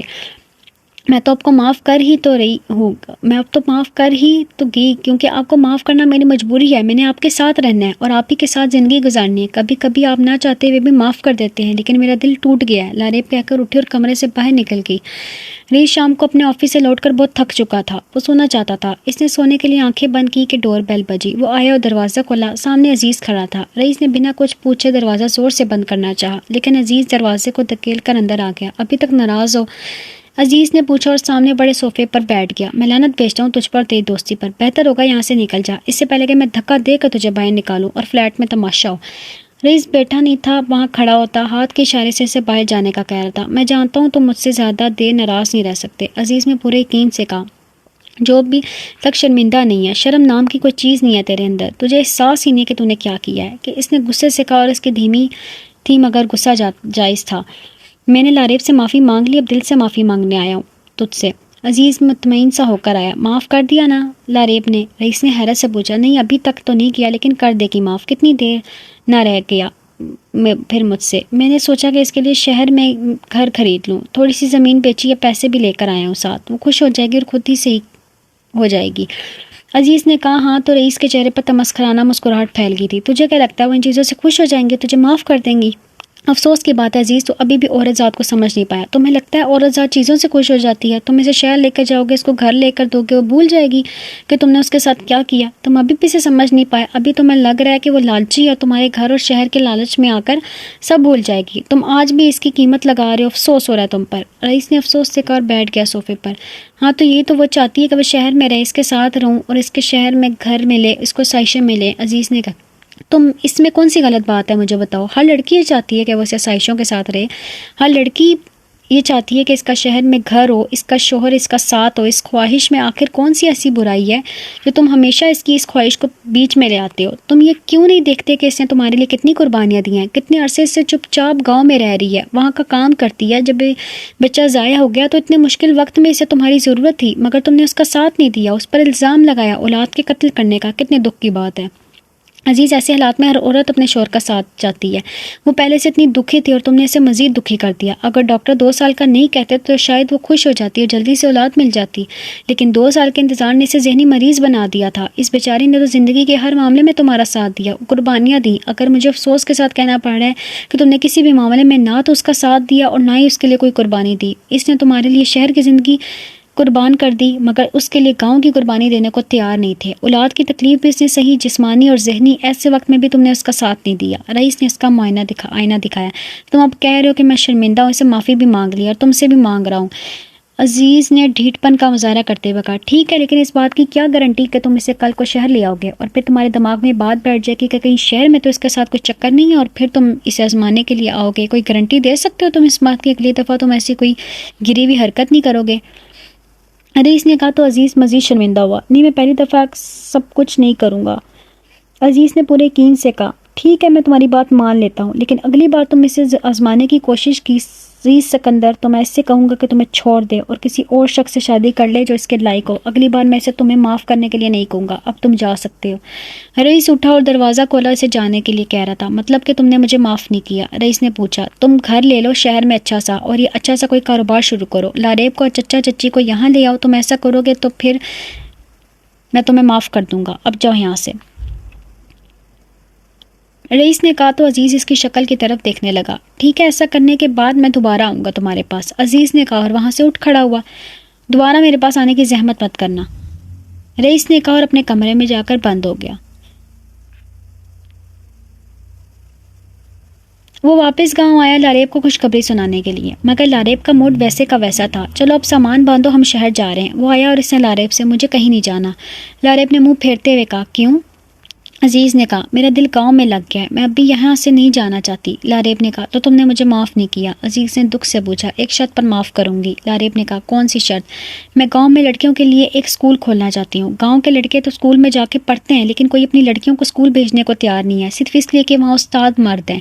میں ان کو پڑھاؤں گی اور اپنے ساتھ کچھ اور لیڈیز ٹیچرز کو بھی لے آؤں گی تاکہ کسی کو اپنی بیٹیاں بھیجنے میں مسئلہ نہ ہو۔ میں گاؤں کی عورتوں کو بھی پڑھاؤں گی تاکہ وہ تھوڑا بہت لکھنا پڑھنا سیکھ سکیں، اور جو خرچہ آپ شہر میں گھر لینے کے لیے کریں وہ مت کریں، وہ میرے اسکول پر خرچ کریں۔ شہر میں گھر لینا اب مجھے خود غرضی لگ رہا ہے، میں خود وہاں جا کر مزے سے آرام سے رہوں اور یہاں کی لڑکیاں بیچاریاں ایسی بنا پڑھائی کے بیٹھی رہیں، یہ مجھ سے برداشت نہیں ہوگا۔ جو والدین اپنی بچیوں کو پڑھانے کے لیے راضی نہیں ہیں، میں ان کو بھی راضی کروں گی۔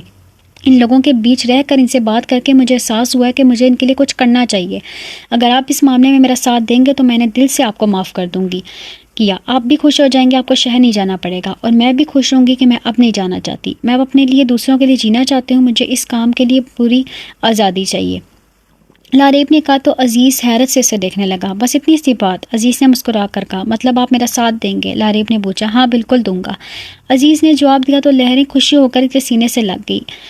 لاریب کے آنسوں کی نمی عزیز اپنے قمیض پر محسوس کر رہا تھا۔ وہ دونوں ڈیرے پر بیٹھے ہوئے تھے، سامنے اسکول کا کام چل رہا تھا۔ چلو تم خوش ہو جاؤ، تمہیں گاؤں کی قربانی نہیں دینی پڑی۔ پریس نے کہا۔ ہاں شکر ہے اب میں واقعی خوش ہوں، ذہن سے ایک بوجھ اتر گیا۔ لاریب نے بھی معاف کر دیا ہے، تم بھی صحیح ہو گے، لیکن ایک سرپرائز ابھی بھی ہے لاریب کے لیے۔ میں نے شہر میں چھوٹا سا گھر لے لیا ہے، میں اسے اگلے مہینے وہاں لے جاؤں گا۔ جہاں تک اسکول کی بات ہے تو اس نے لیڈیز ٹیچرز کا بندوبست کر لیا ہے۔ کچھ اسٹوڈنٹ ہیں جو عوام کی خدمت کی خاطر بچیوں کو پڑھانا چاہتی ہیں بنا کسی معاوضے کے۔ العربی آتی جاتی رہے گی، یہ اسکول کو دیکھ بھال کرے گی، عزیز نے بتایا۔ چلو شکر عقل آ گئی تمہیں، رئیس نے مطمئن ہو کر کہا۔ کچھ سال بعد، عزیز پلیز چھوٹو کوٹ ہے، دیکھو کب سے رو رہا ہے، اٹھا لیں، میں اور کتنے کام کروں، کچن کا کام الگ ہے میرے لیے، گھر کا کام الگ، آپ کے کام اور پھر چھوٹو کے کام، اور مجھے اگلے ہفتے گاؤں بھی جانا ہے، اسکول کا چکر لگانا ہے، کیا کچھ سنبھالوں میں آخر؟ لاریب نے کچن سے آواز لگائی۔ کیا سنبھالو گے؟ میرے دل کو خود سے آنچل سنبھلتا نہیں ہے۔ اس کا جواب دینے کی بجائے عزیز چھوٹو کو اٹھاتا ہوا کچن تک آیا اور گانا گانے لگا۔ اب میں اچھا لگتا ہوں عورتوں کی طرح بچہ سنبھالتے ہوئے، عزیز نے بنا کر کہا۔ ہاں تو کس نے کہا تھا پڑھائی چھوڑنے کو، ورنہ آج بھی آپ آفس نہیں جاتے تو بچہ سنبھالیں۔